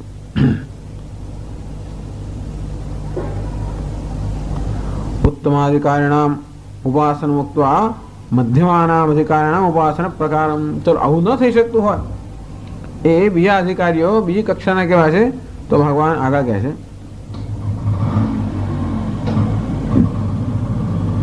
કેચિચ્ચ પૃથક્ત્વેન આદિત્ય ચંદ્રાદિભેદેન સૈવ ભગવાન વિષ્ણુઃ આદિત્યાદિ રૂપેણ અવસ્થિતઃ इत्युपासते. केचिच्च पृथक्त्वेन कोई पृथक्त्व એટલે જુદાઈ. કોઈ ભગવાનને પોતાનાથી જુદા ગણીને એની પૂજા કરે છે, એનું ચિંતન કરે છે. આ પૂજા પણ ચિંતન કરે છે કે ઈશ્વર મારાથી જુદો છે, એ જ ચિંતન જ્ઞાન યજ્ઞ. તો આદિત્ય ચંદ્ર વગેરે એ જમાનામાં ભગવાનના જમાનામાં અત્યારે શું છે? બ્રહ્મા વિષ્ણુ શિવ આ બધા ટૂંકમાં એ ઈશ્વરને બ્રહ્મા ગણીએ, વિષ્ણુ ગણીએ, શિવ ગણીએ, કાર્તિકેય ગણીએ, દેવી ગણીએ, જે કંઈ આપણે ઈષ્ટ દેવતા હોય એ રૂપમાં ઈશ્વર છે. સૈવ ભગવાન વિષ્ણુ આદિત્યાદિ રૂપેણ અવસ્થિત હે. એ જ પરમાત્મા આ રૂપમાં અવસ્થિત છે. એ જ વિષ્ણુ છે, એ જ કૃષ્ણ છે, એ જ રામ છે, એ જ શિવ છે. અને તેથી એ ભગવાનની એ જ ચિંતન થતું હોય તો એક રૂપ છે એમાં વ્યક્ત થયેલા ભગવાનનું આ રીતે જ્ઞાનથી ચિંતન થતું હોય. પ્રકારાંતરેણ ઉપાસનમ એ લોકો વળી પાસે બીજા કયા પ્રકારથી કરે છે તો એ પણ આગળ કહે છે બહુધા વિશ્વતો મુખમ. એ કહે છે કેચિદ બહુધા અવસ્થિતઃ સૈવ ભગવાન સર્વતોમુખઃ વિશ્વરૂપઃ इति तम विश्वरूपम सर्वतोमुखम बहुधा बहुप्रकारेण उपासते. तो आ उपासना भगवान दर्शन टूंकમાં भगवान दर्शन नाम है उपासना. तो उत्तमाधिकारीઓ ईश्वर दर्शन કેવી રીતે કરે છે? આત્મરૂપે કરે છે. હમ બ્રહ્માસ્મિ, બ્રહ્મ હું જ છું એ દર્શન કરે છે. બીજા કેમ દર્શન કરે છે? તો કે આ વિશિષ્ટ દેવતા ઈશ્વર એ જ દર્શન કરતા હોય. ત્રીજા કેમ દર્શન કરે છે? આ સમગ્ર જગત ઈશ્વર છે. બહુધા અવસ્થિત એટલે કે મધ્યમ અધિકારીઓ છે આ બે રીતે કરતા હોય છે. ક્યાં તો ભગવાન એટલે શિવજી ભગવાન છે એ તેનું ચિંતન કરતા હોય, અથવા એ ઈશ્વર આ સમગ્ર જગત રૂપે વ્યક્ત થયો છે. સૈવ ભગવાન સર્વતોમુખ क्या तो भगवान इंद्र चंद्र वगैरह के आदित्य ए रीते व्यक्त थयो छे एम एनी उपासना करे, अथवा ए भगवान सर्वतोमुख है.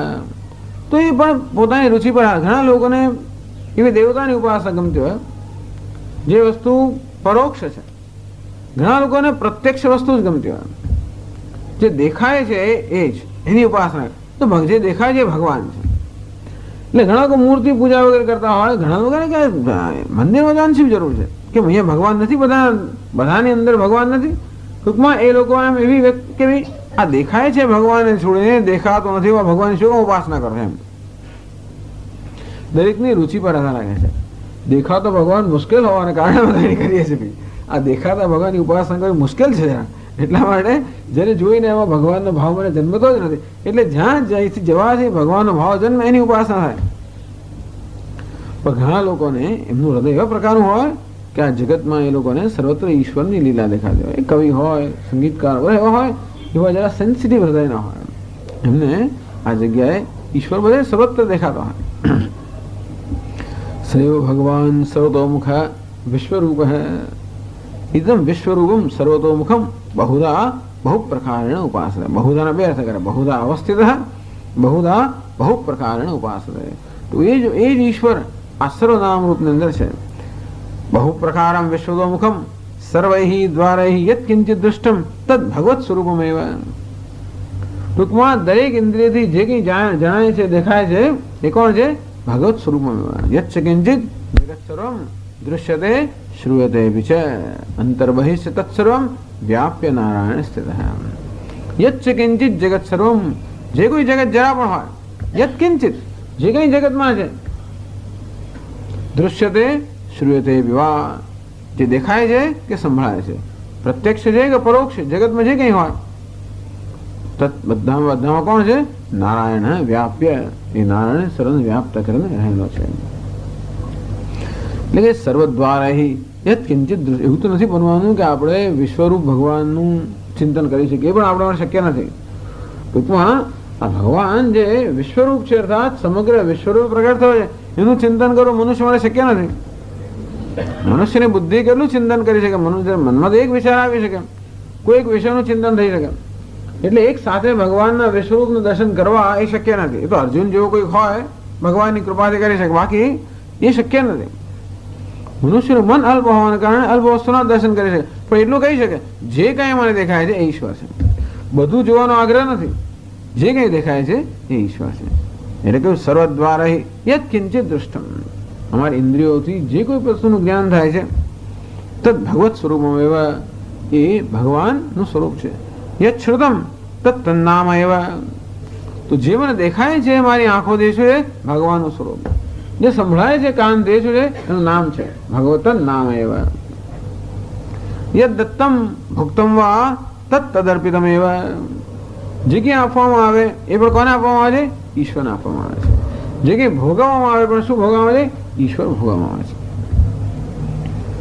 ઇતિ એવં વિશ્વતોમુખમ યથા સ્યાત તથા મમ ઉપાસતે, આના રીતે એ લોકો બધા વ્યવહારની અંદર ભગવાન જ છે એ કેવી રીતે થાય?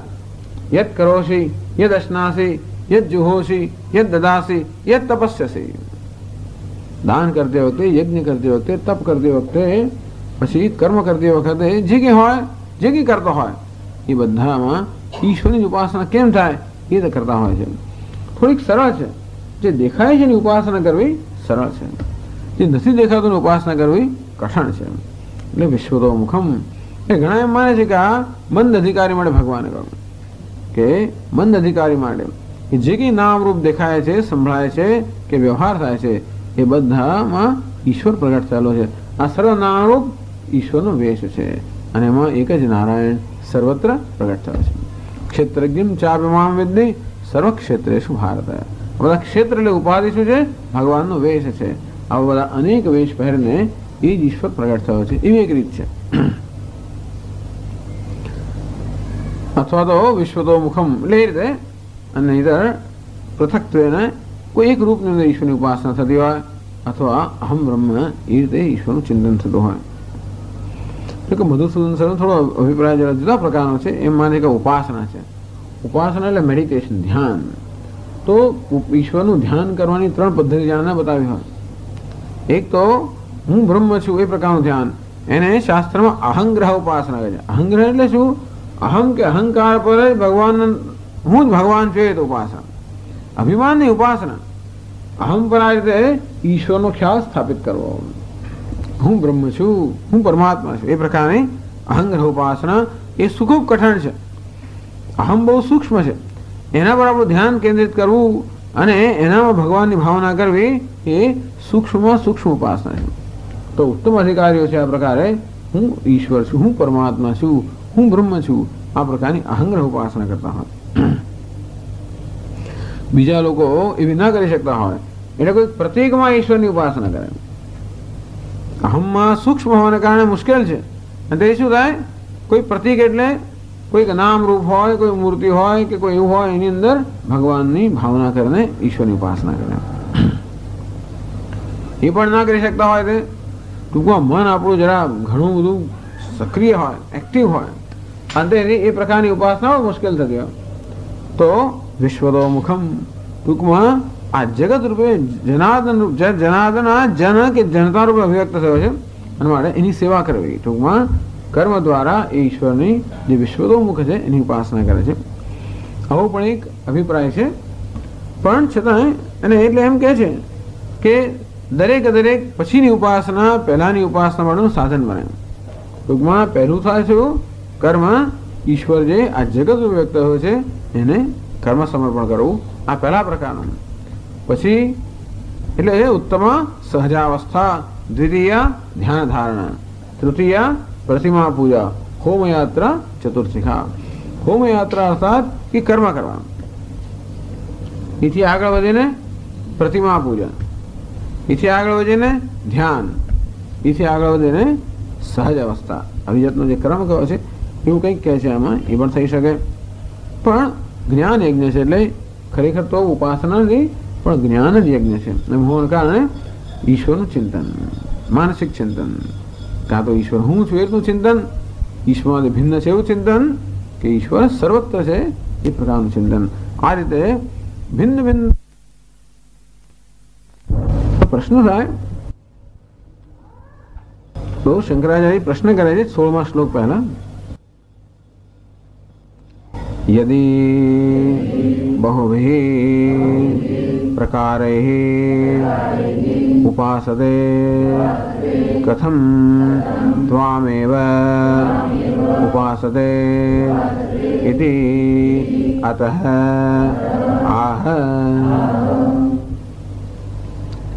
यदि એટલે જો बहुभिः प्रकारैः ઘણા બધા પ્રકાર વડે, આમ એકત્વેન એક પૃથક્ત્વેન બહુધા, આમ બહુ જુદા જુદા પ્રકારથી જો ભગવાનની ઉપાસના જુદા જુદા પ્રકારથી થતી હોય તો કથમ ત્વામેવ ઉપાસતે, ભગવાન કહે છો, આપ તો કહો છો કે લોકો એકત્વથી પૃથક્ત્વથી કે ભિન્ન ભિન્ન રૂપે મારી ઉપાસના કરે છે.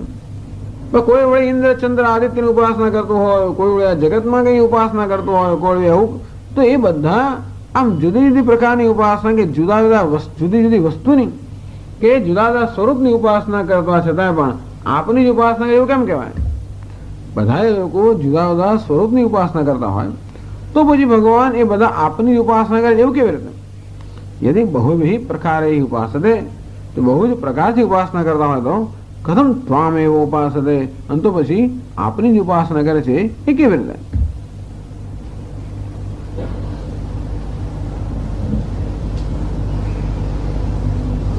प्रकार भेदमादाय ध्यायन्तोपि भगवन्तेम ध्यायन्ति तस्य सर्वात्मकत्वात्.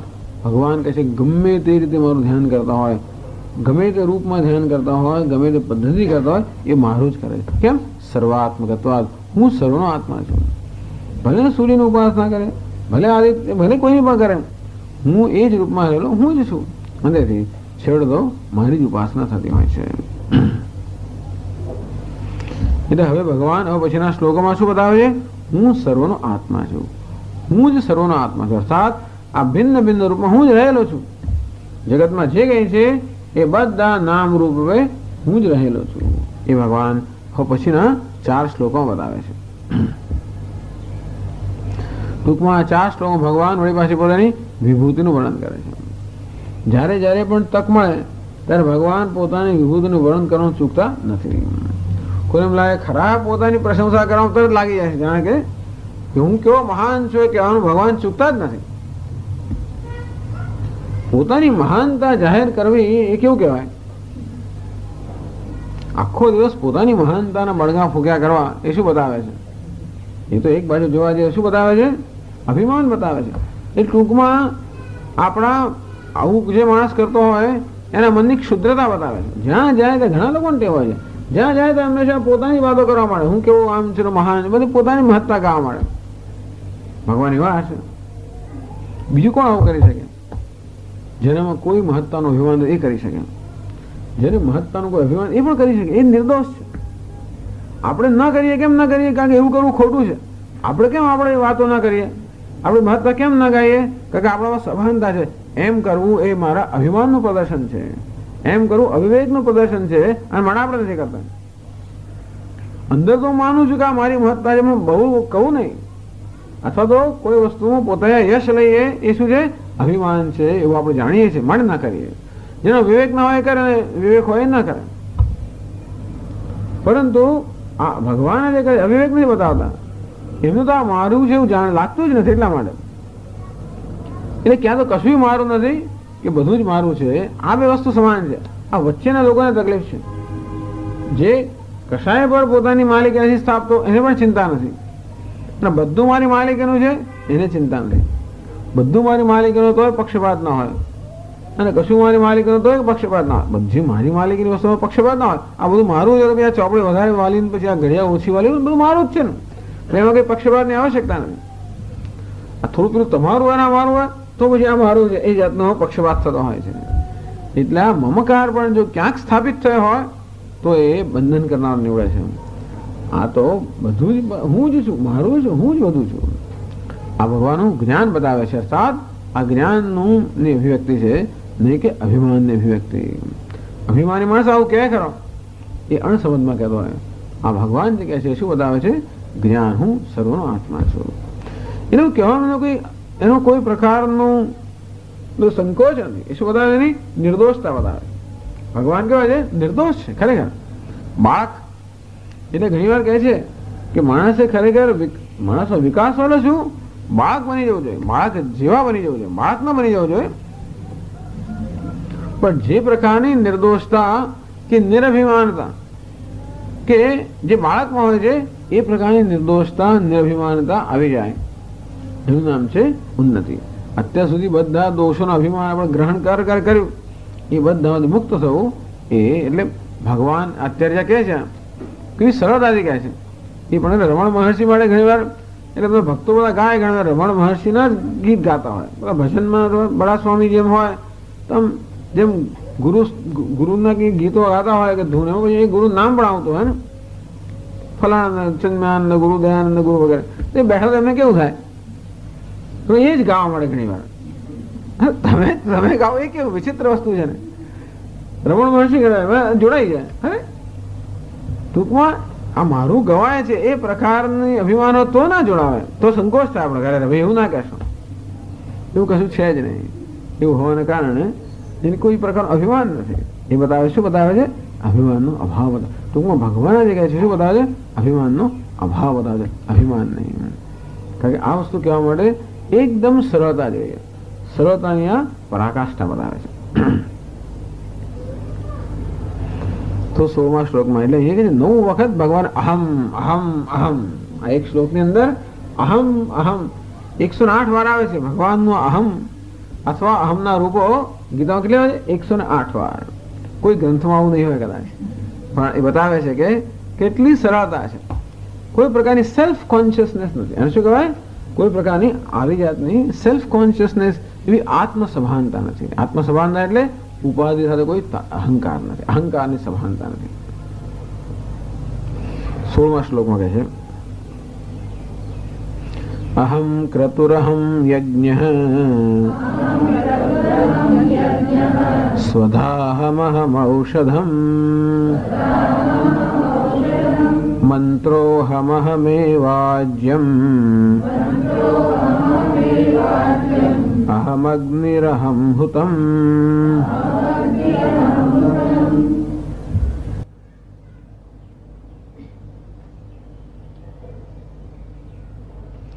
અહમ ક્રતુઃ અહમ યજ્ઞઃ સ્વધા અહમ અહમ ઔષધમ મંત્રોહમ અહમેવાજ્યમ અહમ અગ્નિ અહમ હુતમ. કેટલા 8 વાર થયા. 8 વખત અહમ અહમ, હું જ બધું છું. ક્રતુ પણ હું છું, યજ્ઞ પણ હું છું, સ્વધા પણ હું છું, ઔષધ પણ હું છું, મંત્ર પણ હું છું, આજ્યમ અગ્નિ હુતમ બધું હું જ છું. અર્થાત હું જ સર્વનો આત્મા છું. આ બધું હું જ છું. અને આ રીતે તો જે સાધકો છે આ રીતે ભગવાનનું અનુસંધાન કરતા હોય છે. ઈશ્વર તત્વનું અનુસંધાન આ બધા નામ રૂપ દ્વારા કરતા હોય છે. ભાષ્યમાં સમજાવે છે અહમ ક્રતુઃ શ્રૌત કર્મ ભેદઃ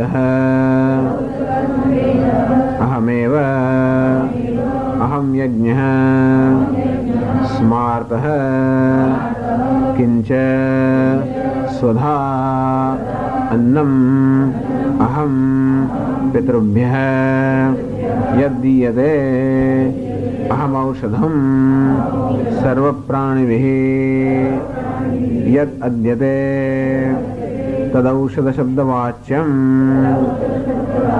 अथवा स्वधा यदि सर्वप्राणि साधारणम् अन्नम् औषधम् इति व्याधि उपशमार्थम् भेषजम् अहम क्रतुः अहम यज्ञ हम तो क्रतु ने यज्ञ આમ બે જુદા ના કહેવાય ઘણીવાર બંને માટે એક જ વસ્તુ વપરાય છે તો બે શબ્દો વાપરે છે ભગવાન એટલે બંનેનો જુદો અર્થ કર્યો અહમ ક્રતુઃ શ્રૌત કર્મ ભેદઃ શ્રુતિ એટલે કે વેદની અંદર જે પ્રકારના કર્મનું વિધાન કરવામાં આવે એના માટે ક્રતુ શબ્દ વાપર્યો એટલે અહમ ક્રતુઃ અગ્નિષ્ઠોમાદિ જ્યોતિષ્ઠોમાં અગ્નિષ્ઠોમાં આ પ્રકારના જે યજ્ઞનું વિધાન વેદમાં કરવામાં આવ્યું છે એને ક્રતુ કહેવામાં આવે છે अहम यज्ञ है स्मार्त है स्मृति श्रुति में यज्ञ का है क्रतु क्या स्मृति में यज्ञ विधान है वैश्वदेवादि तो बीजा यज्ञ એટલે બીજા બધા પ્રાણીઓને પણ જે અર્પણ થતું હોય વૈશ્વદેવાદિ એને અહીંયા આગળ યજ્ઞ કહેવાય આ સંદર્ભમાં એવું નથી કે યજ્ઞ એટલે એવો જ થાય પણ એ ક્રતુ અને યજ્ઞ બંને શબ્દો વાપર્યા માટે બેનો જુદો અર્થ કરવો પડે એટલે ક્રતુનો અર્થ કર્યો વેદની અંદર જેનું વિધાન કરો એ યજ્ઞ અને યજ્ઞ એટલે સ્મૃતિની અંદર જે કરવામાં આવ્યું છે કહેવામાં આવ્યું છે એ પણ હું છું સ્વધા સ્વધા કોને કહેવાય યત પિતૃભ્ય દીયતે પિતૃઓને જે અન્ન અર્પણ કરવામાં આવે છે એને શું કહે છે સ્વધા ધારો કે એવો યજ્ઞ થતો હોય જેમાં પિતૃઓનું તર્પણ થતું હોય કે પિતૃનું આહવાન થતું હોય અને તો ત્યાં કોઈ આહુતિ અપાય તો સ્વધા એમ કહીને અપાય દેવતાઓને અપાય તો સ્વાહા કહીને અપાય तो पितृओं अपाते तो स्वधा एम कहना पाया यद पितृभ्य दीयते तो पितृओं ने जो अन्न आपવામાં આવે છે ને સ્વધા કહેવાય ભગવાન કહે એ પણ હું છું સ્વધા અહમ અહમ ઔષધમ ઔષધ પણ હું છું સ્વધા પણ અન્ન છે એક પ્રકારનું ઔષધ પણ અન્ન છે એટલે કે સર્વ પ્રાણી યદ્યતે તદ ઔષધ શબ્દ વાચ્યમ ટૂંકમાં સંસ્કૃતમાં આપણે જેને ખોરાક કહીએ છીએ શું ઔષધિ કહે છે એટલે વનસ્પતિને પણ ઔષધિ જ કહે છે યત સર્વ પ્રાણી યદ અદ્યતે બધા પ્રાણીઓ વડે જેનો આહાર કરવામાં આવે છે એ સર્વ સામાન્ય છે ઘઉં ચોખા બાજરી જે કંઈ હોય એ બધાને શું કહેવાય અહીંયા ઔષધમ એટલે આવો અર્થ કરી શકાય કે સ્વધા એટલે પિતૃઓને જે અન્ન આપવામાં છે તે અને ઔષધ એટલે બધા પ્રાણીઓ જેનો આહાર કરે છે તે અથવા તો બીજો અર્થ આપે છે શંકરાચાર્યજી અથવા સ્વધા એથી સર્વ પ્રાણી સાધારણ અથવા એમ કહેવાય કે સ્વધા એટલે બધા પ્રાણીઓ જેનો આહાર કરે એ અન્નને સ્વધા કહેવાય ઔષધમ એથી વ્યાધિ ઉપશમાર્થમ ભેષજમ અથવા ઔષધ એટલે રસાયણ કે દવા તો આપણે આમ દવા રસાયણના ઔષધ કહેતા હોઈએ છીએ તેમ કહે કે સ્વધા એટલે બધા લોકો જેનો આહાર કરે છે એવું અને ઔષધ એટલે દવા તો સ્વધા એટલે પિતૃઓને અપાતું હોય સર્વસામાન્ય ખવાતું હોય અને જો ઔષધ એટલે દવા તરીકે લેવું અબાધું અન્ન હું છું અન્નને પણ ઔષધિ કહે છે કે અન્નને ઔષધિ તરીકે લેવું જોઈએ અથવા આપણા શરીર માટે ઔષધિ સમાન છે આપણા શરીરમાં વ્યાધિના ઉપશમન માટે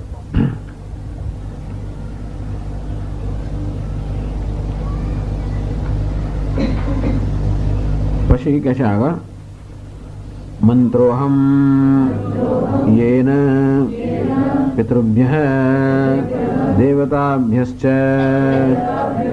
हविर्दीयते अहमेव आज्यं हविश्च अहम् अग्निः यस्मिन् हूयते सः अग्निः अहमेव अहं हुतं हवन कर्म च मंत्र येन पितृभ्यः देवताभ्यश्च हविर्दीयते જેનાથી પિતૃઓને દેવતાઓને આહુતિ આપવામાં આવે છે એટલે આહુતિ જ્યારે આપે ત્યારે મંત્ર ઉચ્ચારણ કરીને જે દેવતાને આહુતિ આપવામાં આવે એ દેવતાના મંત્ર ઉચ્ચારણ થાય કે જે કોઈને આહુતિ આપવાની હોય એના મંત્રના ઉચ્ચારણ સાથે આહુતિ અપાતી હોય છે સ્વાહા બ્રહ્મચારિણ સ્વાહા અથવા આવહંતી સ્વાહા જે કંઈ હોય તો જે કંઈ દેવતાઓને અર્પણ કરવાનું હોય એને એના મંત્રના ઉચ્ચારણ સાથે એટલે મંત્ર જેના વડે પિતૃઓને અને દેવતાઓને આહુતિ આપવામાં આવે છે ભગવાન એ મંત્ર પણ હું છું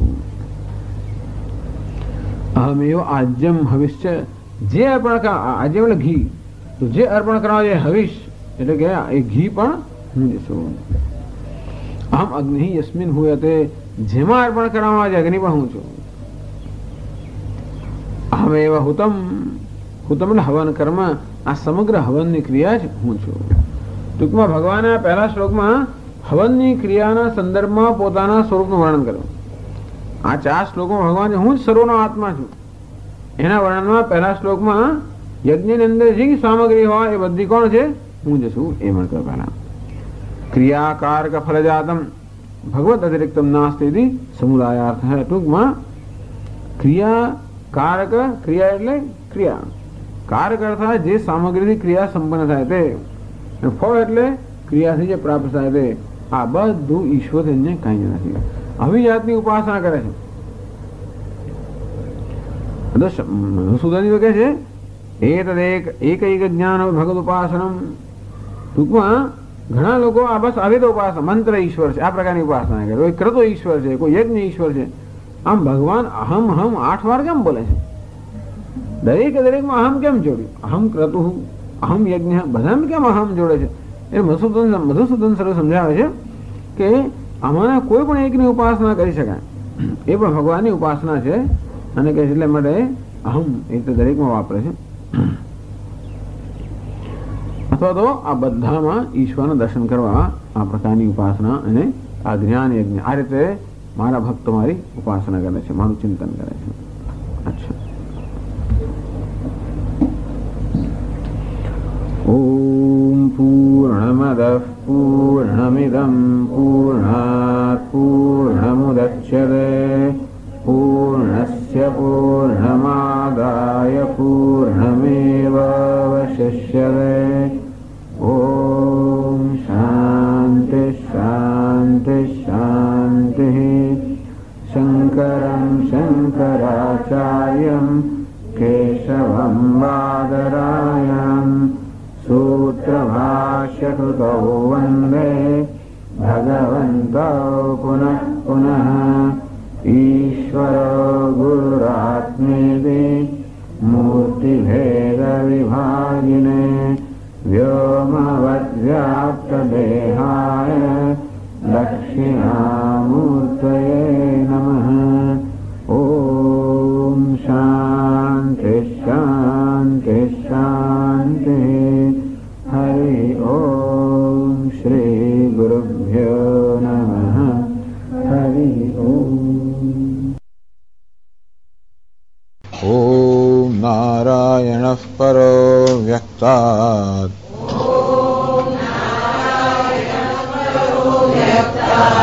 અંડમવ્યક્તસંભવમ અંડસ્યાन्तस्त्विमे લોકાઃ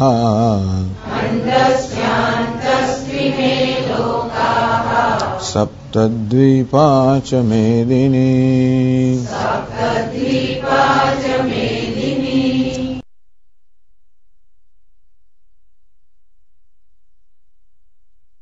કીર્તયન્તો મામ યતन्तશ્ચ દૃઢવ્રતાઃ નમસ્યन्तશ્ચ મામ ભક્ત્યા નિત્યયુક્તા ઉપાસતે. જ્ઞાનયજ્ઞેન ચાપ્યન્યે યજન્તો મામુપાસતે. એકત્વેન પૃથક્ત્વેન બહુધા વિશ્વતો મુખમ. અહં ક્રતુરહં યજ્ઞઃ સ્વધાહમહમૌષધમ મંત્રોહમહમેવાજ્યમ અહમગ્નિરહં હુતમ. જ્ઞાન યજ્ઞેન ચાપ્યન્યે યજંતો મામ ઉપાસતે. અન્ય અર્થાત જે જ્ઞાનિષ્ઠ પુરુષો છે, સાધકો છે, यजंत है मारू पूजन करता करता ज्ञान यज्ञेन माम उपासते। एक पेला महात्मा केवा છે સતતમ કીર્તયંતો મામ, સતત મારું કીર્તન કરતા કરતા અથવા મારા નામ રૂપ વગેરેનો હંમેશા ગુણગાન કરતા કરતા યતંતશ્ચ દૃઢ વ્યથંતઃ, સતત પોતાનામાં જે ક્ષમા દયા વગેરે ભક્તિ માટે આવશ્યક છે એ ગુણોના માટે સતત કેળવવાનો પ્રયત્ન કરનારા, દૃઢવ્રતાઃ અહિંસા સત્ય જે કોઈ વ્રત ધારણ કર્યું હોય એમાં દ્રઢતાથી વળગી રહેનારા, નમસ્યંતશ્ચ મામ ભક્ત્યા સર્વના અંતરાત્મા પહેલા મને સતત નમસ્કાર આદરથી નમસ્કાર કરનારા, નિત્યયુક્ત આમ સર્વ રીતે શરીરથી વાણીથી અને બુદ્ધિથી પણ મારામાં જોડાયેલા મામ ઉપાસતે મારી ઉપાસના કરે છે. અન્ય બીજા મહાત્માઓ છે જે સાધકો છે, જિજ્ઞાસુઓ છે, જ્ઞાન યજ્ઞ મામ ઉપાસતે, એ લોકો જ્ઞાન યજ્ઞ વડે મારી ઉપાસના કરે છે. જ્ઞાન યજ્ઞ કોને કહેવાય? ભગવત વિષય જ્ઞાનમેવ યજ્ઞ. આમ ભગવાન જેનો વિષય છે એ જ્ઞાનનામ જ યજ્ઞ. જ્ઞાન એટલે જ યજ્ઞ. કયું જ્ઞાન? ભગવાનનું જ્ઞાન. ભગવાન જેનો વિષય છે એવું જ્ઞાન, એનું નામ જ યજ્ઞ. એવી રીતે ટૂંકમાં ભગવાનના દર્શન દ્વારા જ્ઞાન એટલે શું? સતત ભગવત દર્શન રૂપી યજન મારું કરે છે. જ્ઞાનમાં કંઈ કરવાનું હોતું નથી. જ્ઞાન એટલે દર્શન. અને તેથી ભગવાન કહે છે કે મારું જ્ઞાન અર્થાત મારું દર્શન, સર્વત્ર મારા દર્શન કરવા, એ પ્રકારના જ્ઞાનથી, એ રીતે એ પ્રકારના યજ્ઞથી મારી ઉપાસના કરે છે. અર્થાત સતત સર્વત્ર એ લોકો મારા દર્શન કરવાનો પ્રયત્ન કરે છે, મારા દર્શન કરે છે જેવા જેવા સાધકો. એકત્વેન પૃથક્ત્વેન બહુધા વિશ્વતોમુખમ. એ કેવી રીતે મારું દર્શન કરે છે કે મારે કેમ ઉપાસના કરે છે? એકત્વેન અર્થાત ઈશ્વર મારાથી ભિન્ન નથી, અભિન્ન છે, એ રીતે મારી ઉપાસના કરે છે. પૃથક્ત્વેન ઈશ્વરમાંથી ભિન્ન છે. એ જ બ્રહ્મા વિષ્ણુ શિવ વગેરે રૂપમાં એ પ્રગટ થયેલો છે, એમ ઈશ્વરને પોતાને ભિન્ન એ રીતે ઉપાસના કરતા હોય, ઈશ્વરને એ રીતે દર્શન કરતા હોય. આ દર્શન રૂપી ઉપાસના છે. ક્યાં તો ઈશ્વર આત્મા છે એ રીતે દર્શન રૂપી યજ્ઞ કરતા હોય, કે પછી ઈશ્વર ભિન્ન છે પણ આ રીતે અમુક બીજી રીતે ઈશ્વરને જોતા હોય પોતાને ભિન્ન, એ પ્રકારના દર્શનની ઉપાસના કરતા હોય. વિશ્વતોમુખમ, તો એ જ ઈશ્વર સર્વત્ર જગતની અંદર ભિન્ન ભિન્ન નામ રૂપમાં સમગ્ર જગતમાં એ જ વ્યક્ત થયેલો છે, એ તમારા દર્શન કરતા કરતા મારી ઉપાસના કરતા હોય. તો કોઈ એમ પ્રશ્ન કરે કે ભગવાન આવી રીતે દર્શન કરતા હોય, ધારો કે વિશ્વના, તમે આપની ઉપાસના ક્યાં આવે? ભગવાન કહે છે કે હું જગત છું, અર્થાત હું સર્વનો આત્મા છું. હું જ સર્વ હોવાને કારણે, સર્વનો આત્મા જ હોવાને કારણે જે કંઈ છે એ રૂપમાં હું જ અભિવ્યક્ત થવાને કારણે જેની કઈ ઉપાસના કરે એ મારી જ ઉપાસના છે. જો એ પ્રકારે દ્રષ્ટિ હોય તો ટૂંકમાં પથ્થરની ઉપાસના ભગવાનની ઉપાસના બની જાય, જેમાં ઈશ્વરને દર્શન. બે વસ્તુ છે, ઉપાસના બે પ્રકારની હોય. એક તો ઈશ્વરની ભાવના કરવી, આ પ્રતિમા આપણી સમક્ષ હોય એમાં ઈશ્વરની ભાવના કરવી. ઈશ્વરના દર્શન થતા નથી છતાં પણ ઈશ્વરની ભાવના કરવી. અને બીજું એમાં ઈશ્વરના દર્શન થવા. તો કોઈ સગુણ બ્રહ્મ ઈશ્વરની આપણે ઉપાસના કરતા હોઈએ તો પ્રતિમા હોય કે પ્રતિકમાં એ ભગવાનનો આરોપ કરીએ, હોય આપણે પ્રતિમા એને શ્રી કૃષ્ણ કે રામ એ રીતે આપણે ભાવના કરીએ. અથવા તો એ જ કૃષ્ણ જે સર્વને આકર્ષે છે, એ જે સત આનંદ રૂપ છે, એ અસ્થિ ભાતિ પ્રિય છે, એ પથ્થરમાં એનું દર્શન કરો, એ દર્શન છે. અને એ રીતે સર્વના આત્મરૂપે ઈશ્વર સર્વત્ર રહેલો જ છે. તો બે પ્રકારની ઉપાસના થઈ, બે પ્રકારની પૂજા થઈ.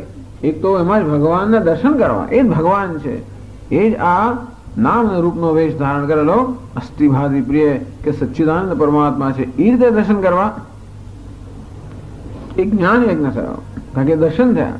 અને પેલા ભાવના, એમાં એવી ભાવના કરીને પછી પૂજા અર્ચના કરવી, એ ભાવનાત્મક યજ્ઞ થયો. એટલે સામાન્ય ભક્તિ કહેવામાં આવે છે. સામાન્ય રીતે આ પ્રકારની ભાવના કરવી એ ઉપાસના કે ભક્તિ કહેતા હોય છે, અને જે છે એને દર્શન કરવા એને જ્ઞાન કહેતા હોય છે. તો ભગવાન કહે છે કે હું જ સર્વત્ર છું, હું જ સર્વનો આત્મા છું.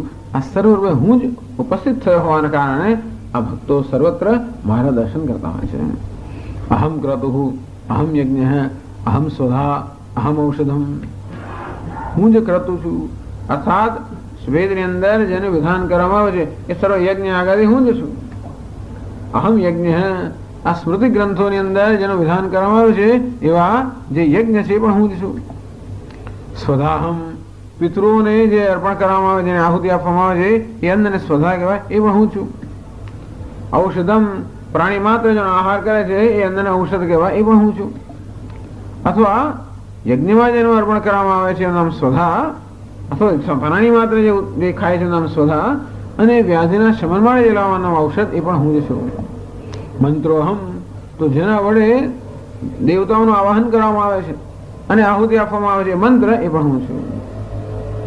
આજ્યમ જેની આહુતિ આપવામાં આવે છે ઘી કે પ્રકારનું દ્રવ્ય પણ હું જ છું. અહમ અગ્નિ જેમાં આહુતિ આપવામાં આવે છે એ અગ્નિ પણ હું છું. અહમ હુતમ આ સમગ્ર હવન ક્રિયા જ હું છું. અંતેથી ટૂંકમાં ક્રિયાકારક ફલજાતમ ભગવત અતિરિક્તમ નાસ્તિ. ક્રિયા કારક ફલ અર્થાત સમગ્ર ક્રિયા, એ ક્રિયા સંપન્ન કરવા માટે જે કે સામગ્રી જોઈએ એ સામગ્રી, અને ક્રિયાને કારણે જે ફળ મળે ફળ ભગવાન છે બધું હું જ છું. અર્થાત આ ભક્તોની દ્રષ્ટિમાં આજે જ્ઞાન યજ્ઞથી ઈશ્વરની ઉપાસના કરનાર ભક્તોની દ્રષ્ટિમાં ઈશ્વરને કાંઈ જ નથી. અથવા મધુસૂદન સરસ્વતી સમજાવે છે કે ભગવાન દરેક અહમ જોડે છે. અહમ ક્રતુ અહમ યજ્ઞ, એટલે કે આમાંના કોઈ એકમાં પણ ઈશ્વરનું દર્શન કરે. ખાલી કોઈ કરતું ને ઈશ્વર તરીકે દર્શન કરે, કોઈ યજ્ઞને ઈશ્વર તરીકે દર્શન કરે, કોઈ મંત્રને, તો પણ એ ઉપાસનાનું ફળ પ્રાપ્ત થાય. તો પછી આ બધામાં ઈશ્વરનું દર્શન કરે તો પ્રશ્ન નથી રહ્યો.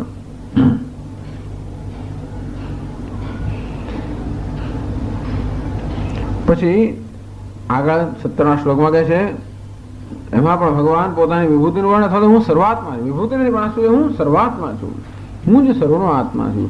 જગતમાં જે કંઈ છે તે હું જ છું. ભગવાન કહે છે આ જગતમાં જે છે મારી વિભૂતિ છે, એક વસ્તુ છે. આમાં શું કહે છે, જે કંઈ છે તે હું જ છું. અને આ રીતે હું જ વિશ્વતો મુખમ, આ સમગ્ર જગત રૂપે હું જ વ્યક્ત થયેલો છું. તો 17મા શ્લોકમાં કહે છે પિતાહમસ્ય જગતઃ માતા ધાતા પિતામહઃ વેદ્યમ પવિત્રમોંકારઃ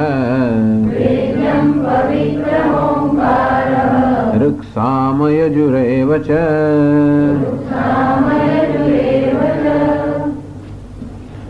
પિતાહમ અસ્ય જગતઃ, અસ્ય જગતઃ અહમ પિતા, આ સમગ્ર જગતનો હું પિતા છું. જગતઃ માતા, આ જગતની હું જગતની હું માતા છું. ધાતા ધારણ કરનાર, પોષણ કરનાર પણ હું જ છું. અસ્ય જગતઃ ધાતા, એ બધા જગત, આ જગતનો હું ધારણ કરનાર, પોષણ કરનાર હું છું. પિતામહ, આ જગતનો પિતામહ અર્થાત દાદો પણ હું, દાદા પણ હું. આ બધું જગત, આ બધું હું છું. વેદ્યમ જગતમાં જે કે જાણવા જેવું છે એ પણ હું છું. પવિત્રમ જે સરળ પવિત્ર કરનાર છે એ પણ હું છું. ઓમકાર હે, તો જેનાથી ઈશ્વર જણાય છે એનું સાધન કયું, તો કે ઓમકાર, એ પણ હું છું. ઋક સામ યજુઃ, આ 3 વેદ જે ઓમકારનું પ્રતિપાદન કરે છે એ પણ હું છું. આમ પ્રમાણ શાસ્ત્ર જેનું પ્રતિપાદન કરે છે એ હું છું. જેનું પ્રતિપાદન થાય છે તે પણ હું છું. જેના વડે એનું પ્રતિપાદન, એના વડે જ્ઞાન એ પણ હું છું.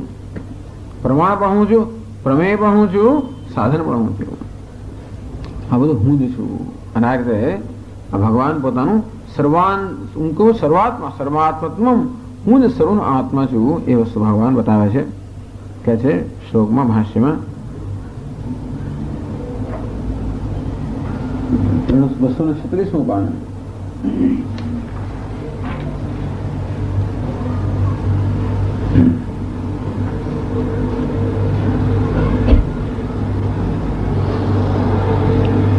किंच पिता जनयिता अहम अस्य जगतः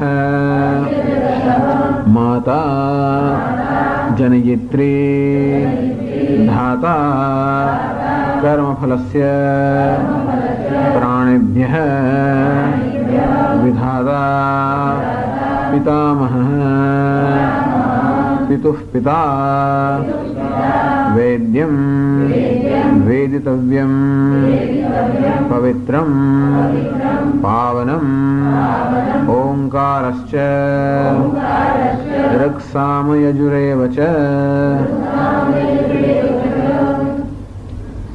किंच वळे આગલા શ્લોકમાં જેમ બતાવવામાં આવ્યું કે ઈશ્વર સર્વનો આત્મા છે એ રીતે પિતા જનયિતા પિતા એટલે જન્મ આપનાર અસ્ય જગત હું જ આ સમગ્ર જગતને જન્મ આપનાર છું સમગ્ર જગતનો હું નિમિત્ત કારણ છું બે કારણ જોઈએ ઉપાદાન કારણ અને નિમિત્ત કારણ તો સામે પિતાને નિમિત્ત કારણ કહેવાય માતાને ઉપાદાન કારણ કહેવાય એવું કેવું હોય તો જગતનું નિમિત્ત કારણ હું છું જગતનું ઉપાદાન કારણ હું છું અસ્ય જગત પિતા ટૂંકમાં સમગ્ર જે શું છે મારા સંતાનો છે તો પિતા ક્રિશ્ચિયન લોકો ઈશ્વરને કહેવાય કે જગતનો પિતા ફાધર ઇન ધ હેવન્સ જગતનો પિતા એ પણ હું છું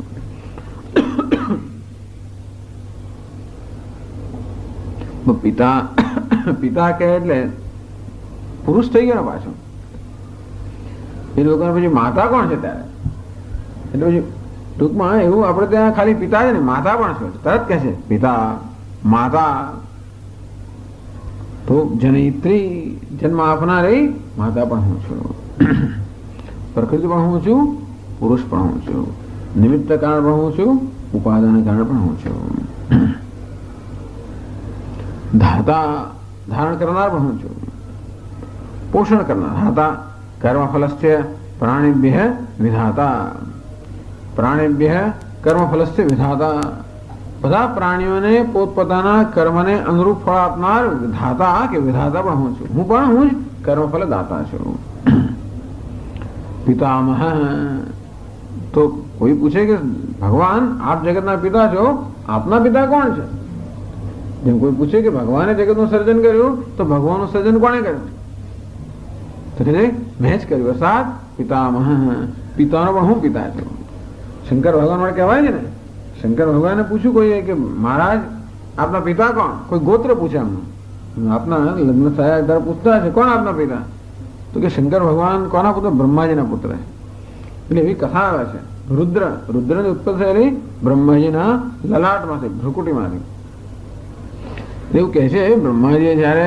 જગતનું સર્જનનો પ્રારંભ કર્યો ત્યારે બધા એમના શરૂઆત માનસ પુત્રને ઉત્પન્ન કર્યા એમાં સનત કુમાર વગેરે 4 માનસ પુત્રો ઉત્પન્ન થયા આ તો જન્મ્યા ત્યારથી એકદમ વિરક્ત અને જિજ્ઞાસુ અને વૈરાગ્યમાં નિષ્ઠ એટલે એમને કોઈ આ બધા સૃષ્ટિના કાર્યમાં કોઈ રસ નહોતો બ્રહ્માજીએ પુત્રને ઉત્પન્ન કર્યા અને પછી કહ્યું કે મારી સાથે આ કાર્યમાં જોડાઓ પેલા કોઈ પ્રકારની તૈયારી બતાવી જ નહીં ત્યારથી જ વિરોધ શરૂ થઈ ગયો જન્મ્યા ત્યારથી જે પિતા ગુસ્સે થયા બ્રહ્માજી સખત ગુસ્સે થયા એટલા બધા એવો ભયંકર ક્રોધ આવ્યો કે આખા ત્રણેય જગતને બાળી નાખે એવો ક્રોધ એનો ઉત્પન્ન થયો અંતે એમની ક્રોધમાં સુધા ભ્રુકુટી એનો લલાટ આમ લાલ ચોળ થઈ જાય એમાંથી પછી એક ઉત્પન્ન થયા કોણ રુદ્ર ઉત્પન્ન થયા એ ક્રોધમાં ઉત્પન્ન થયેલા છે રુદ્ર આવી કથા છે આમ રુદ્ર કોના પુત્ર છે બ્રહ્માજીના એ શિવજીને પૂછે કે આપના પિતા કોણ તો કે બ્રહ્માજી તો એમના પિતા કોણ તો કે વિષ્ણુ કારણ કે બ્રહ્માજી ઉત્પન્ન થયા નાભી કમળમાંથી એમના પિતા કોણ તો કે હું જ છેવટે તો કે આપના પિતા કોણ તો કે બ્રહ્માજી દાદા કોણ તો કે નારાયણ અને આપના પરદાદા કોણ તો કે હું જ છું અને છેવટે બધું શેમાં ઉત્પન્ન થાય છે એમનામાંથી તું આ પરંપરા ક્યાં જઈને અટકે એમની પાસે જઈને જ અટકે એટલે પછી પિતાનો પિતા એમ કરવા જઈએ તો કોઈ અનવસ્થા દોષ અર્થાત પછી જગતનું સર્જન કરનાર કોણ જે પિતા હોય દરેક પિતા ક્યારેક પુત્ર હોવા જોઈએ એને પિતા ના બને અને ભગવાન જો પિતા જ હોય તો કોઈકના પુત્ર હોવા જોઈએ વળી એમના કોઈ પિતા હોવા જોઈએ અને તો પછી વળી પાછા એમના પિતા હોવા જોઈએ અને તો પછી કોઈ સર્જક સિદ્ધ થઈ શકે છે નહીં માટે હું જ પિતામહ પણ છું અર્થાત આ પિતાનો પણ હું પિતા અર્થાત હું જ અંતિમ પિતા છું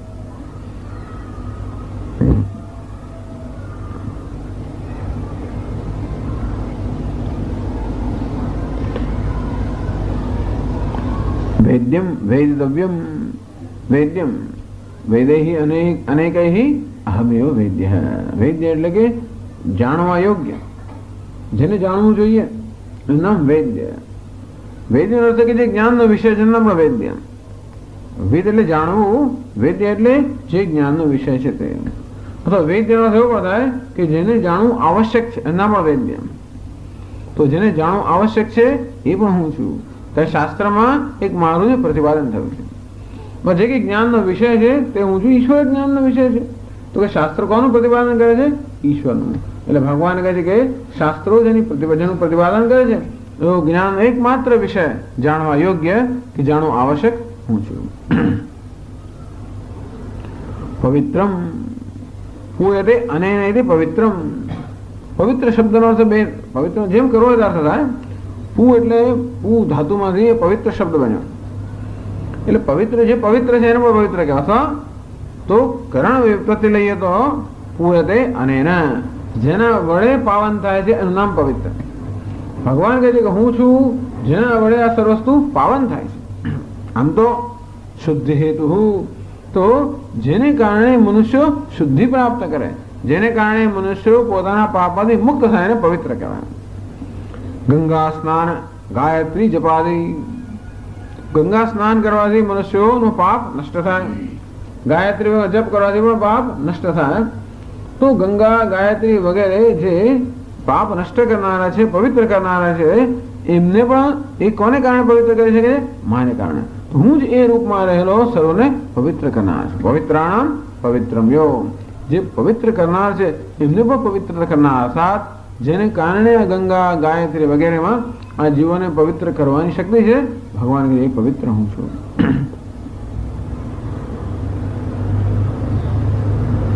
ઓંકારસ્ય, ઓંકાર વેદિતવ્ય બ્રહ્મણી વેદ સાધનમ ઓંકાર હૈ. પુણ્ય કર્મ પણ કહું, પુણ્યમ કર્મ પરિશુદ્ધિ કારણમ પુણ્યમ કર્મ. ભગવાન એમ કે વેદ એટલે પવિત્ર, એટલે પવિત્ર કરનાર. ખરે કઈ વસ્તુ પવિત્ર કરે? પુણ્ય કર્મ માણસ પવિત્ર કરે છે. એટલે ગંગામાં સ્નાન કરવું પણ એક પુણ્ય કર્મ છે અને ગંગાનો પ્રભાવ છે. પણ એ સિવાય પણ કોઈ પ્રકારનું પુણ્ય કર્મ કરીએ એ પુણ્ય કર્મ પવિત્ર કરનારો છે. ભગવાન એ હું છું.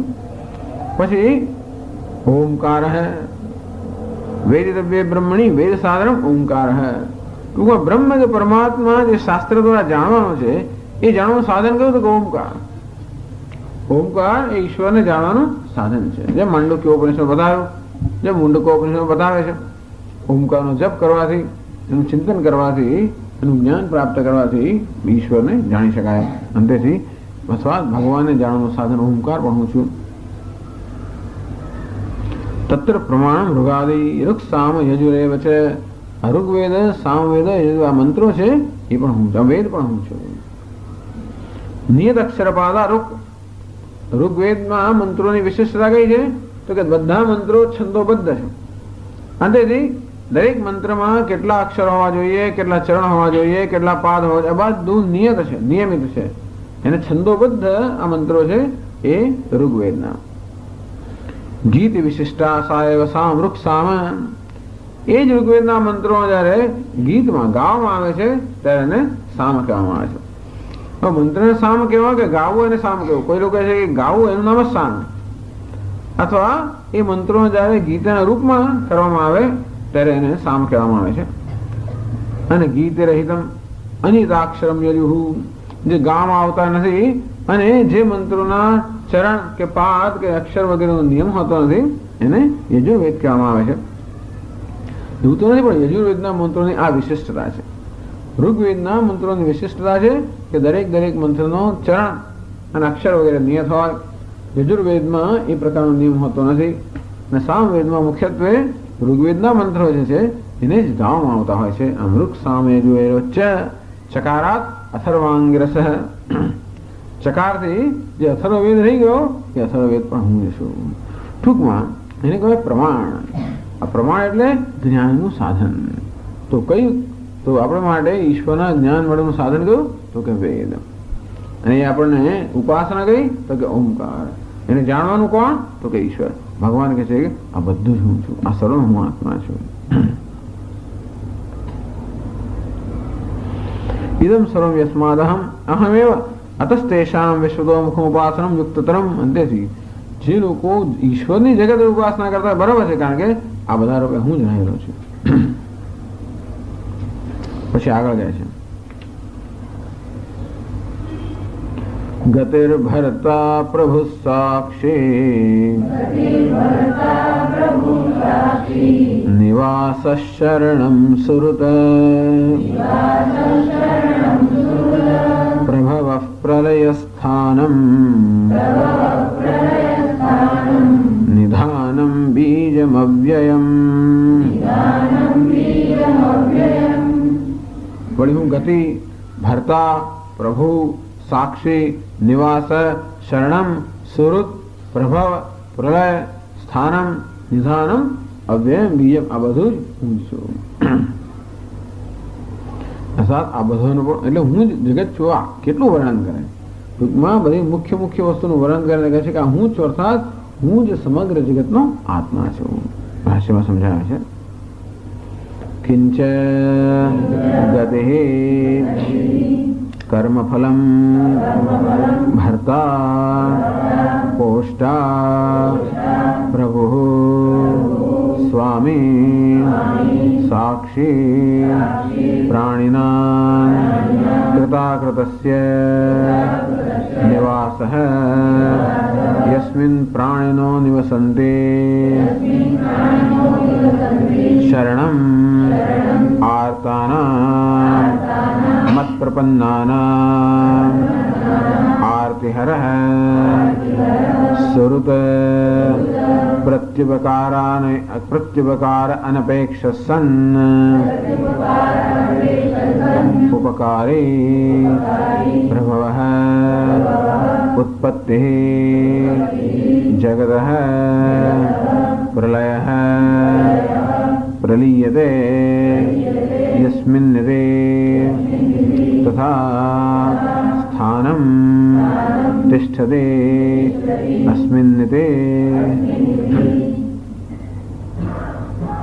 तो भगवानનું ચિંતન કરવાની બહુ સુંદર રીત છે। ભગવાન આ શ્લોકોની અંદર કેવી રીતનું ચિંતન કરવું, કેમ એનું દર્શન કરવાની પદ્ધતિ સમજાવે છે। ગતિ, ભગવાન હું ગતિ પણ હું છું। ગમ્ય તે ગતિ, ગતિ શબ્દના પણ જુદા અર્થ થઈ શકે।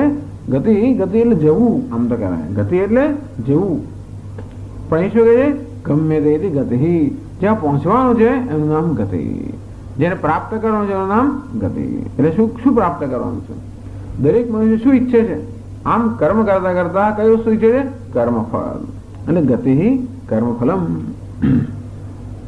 બ્રહ્મા વિશ્વસૃજો ધર્મ મહાન અવ્યક્તમેવ ચ ઉત્તમામ સાત્વિકીમેતામ ગતિમાહુર મનીષિણઃ। મનુસ્મૃતિ કહે છે કે ગતિ, ઉત્તમ ગતિ કોને કહેવાય? બ્રહ્મા એટલે માણસ પોતાના પુણ્ય કર્મથી શું શું સિદ્ધ કરી શકે? બ્રહ્મા બની શકે। વિશ્વસૃજ અર્થાત જે વિશ્વનું સર્જન કરનાર બ્રહ્મા। ધર્મ, ધર્મ એટલે ધર્મ યમરાજ એ પણ બની શકે। મહાન, મહાન તત્વ, અવ્યક્ત તત્વ, ઉત્તમામ સાત્વિકી મેધામ, ટૂંકમાં મનુષ્ય પોતાના પુણ્ય કરવાને પરિણામે આ પ્રકારની ઉત્તમ સાત્વિક ગતિ પ્રાપ્ત કરી શકે। એટલે આ પ્રકારની જે સ્થિતિ છે કે બ્રહ્મા બનવું એને પણ ગતિ કહેવામાં આવે। કારણ કે મનુષ્ય કર્મ કરતો હોય ત્યારે કોઈ પોતાના કર્મના ફળની ઈચ્છાથી કરતો હોય તો એને એ પ્રમાણે ગતિ પ્રાપ્ત થાય। તો એ ગતિ બ્રહ્માની ગતિ, પછી ધર્મની ગતિ, ગતિ એટલે યમરાજા, એ ગતિ પ્રાપ્ત થઈ। કર્મફળ એ પણ કર્મને પરિણામે જે ફળ પ્રાપ્ત થાય તે પણ હું છું। ભર્તા, ભર્તા એટલે પોષતા, આ જગતનું પોષણ કરનાર પણ હું છું।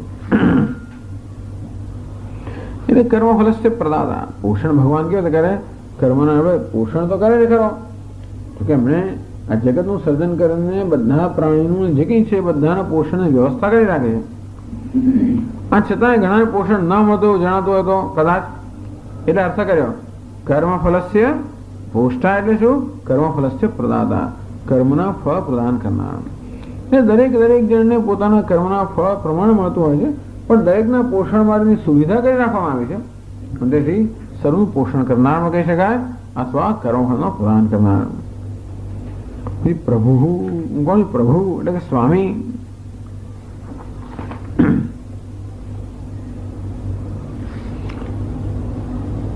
મદીયોયમ એટલે સ્વીકર્તા, સ્વામી કોને કહેવાય? આ મારો છે એવો સ્વીકાર કરનાર, ભક્તની દ્રષ્ટિ છે। પ્રભુ એટલે હું પ્રભુ છું, સ્વામી છું, સ્વામી એટલે શું? મદીયોયમ એટલે સ્વીકર્તા, આ મારો છે એવો સ્વીકાર કરનાર, તો એને સ્વામી કહેવાય ને। સ્વ અને સ્વામી. સ્વ એટલે સંપત્તિ અને સ્વામી એટલે માલિક. તો હું સ્વામી છું, અર્થાત આ બધાને મારા એવું કહેનારો સ્વામી છું. પ્રભુ, પ્રભુનો અર્થ આમ તો શક્તિશાળી એવો પણ થાય જગતનું સર્જન પાલન લય વગેરે કરવાની શક્તિ ધરાવનાર પ્રભુ, પ્રભાવ પ્રભાવિત પ્રભાવ ધરાવનાર. પ્રભુ કોને કહેવાય? જેનો પ્રભાવ છે, જેવું સર્જન પાલન લય કરવાનો પ્રભાવ કે શક્તિ ધરાવનાર પણ પ્રભુ કહેવાય. વળી પ્રભુનો અર્થ કહે છે સ્વામી, બધાનો માલિક છો. સાક્ષી, પ્રાણીનામ કૃતાકૃત સાક્ષી, પ્રત્યેકના અંતરમાં રહેલો હું સાક્ષી છું. કૃત અકૃત, જે થાય છે અને નથી થતું, અથવા જે થવું જોઈએ અને જે ન થવું જોઈએ એવું જે કંઈ કરવામાં આવે છે એ બધાનો હું સાક્ષી છું. નિવાસ યસ્મિન પ્રાણીન નિવસંતી, ભગવાન હું નિવાસ છું, બધા પ્રાણીઓ મારામાં નિવાસ કરે છે. અર્થાત હું સમગ્ર જગતનું અધિષ્ઠાન છું. તો આ બધા અલંકારો શેમાં નિવાસ કરે છે? સુવર્ણમાં. બધા તરંગો શેમાં નિવાસ કરે છે? જળમાં. પેલો સર્પ શેમાં નિવાસ કરે છે? રજ્જુમાં. આ દરેક નામરૂપ શેમાં નિવાસ કરે છે? અસ્થિ ભાતિ પ્રિયમાં. મંદિર અધ્યારોપ શેમાં નિવાસ કરે છે? અધિષ્ઠાનમાં. ભગવાન કહે છે કે હું સમગ્ર જગતનું અધિષ્ઠાન છું, મારામાં જગત નિવાસ કરે છે. એટલે વાસુદેવ કહો બધાને જે નિવાસ પ્રદાન કરે છે. નિવાસ યસ્મિન પ્રાણી નિવસંતી. પછી શરણમ, ભગવાન હું શરણ છું. શંકરાજી સમજાવે છે આર્તાનામ મત પ્રપન્નાનામ આરતિહર શ્રી શીર્યતે દુઃખમ અસ્મિનિધિ શરણમ. જ્યાં શીર્યતે, જ્યાં બધી વસ્તુનો નાશ થઈ જાય. શાનો નાશ થઈ જાય? દુઃખનો નાશ થઈ જાય. તો જેમાં જ્યાં દુઃખનો નાશ થઈ જાય છે એને કહેવાય છે શરણ. ભગવાન કહે છે કે આ પ્રાણીઓના દુઃખનો નાશ કરનારો. પણ કેવા પ્રાણીઓ? મત પ્રપન્નાનામ. એવું પણ કહ્યું મહારાજ, આપ જો દુઃખનો નાશ કરતા હો તો લોકો આટલા દુઃખી કેમ દેખાય છે? મત પ્રપન્નાનામ આરતિહર. તો જે લોકો મને શરણ થયા છે એ લોકોની આરતી, અર્થાત એ લોકોની પીડા કે વિપત્તિનું હું હરણ કરું છું. બીજા બધું જોયા કરું છું. જે મને શરણ થયા નથી એમને જોયા કરું છું. કારણ કે જો એમનું દુઃખ હરણ કર્યા કરું તો કોઈ દાડો માણસ શીખે જ નહીં. વસ્તુ એવી છે ને, ભગવાન છેવટે તો કહે છે સુહૃદ છું. નથી પણ એમને એમને બધાની વિપત્તિ હરણ કર્યા જ કરું.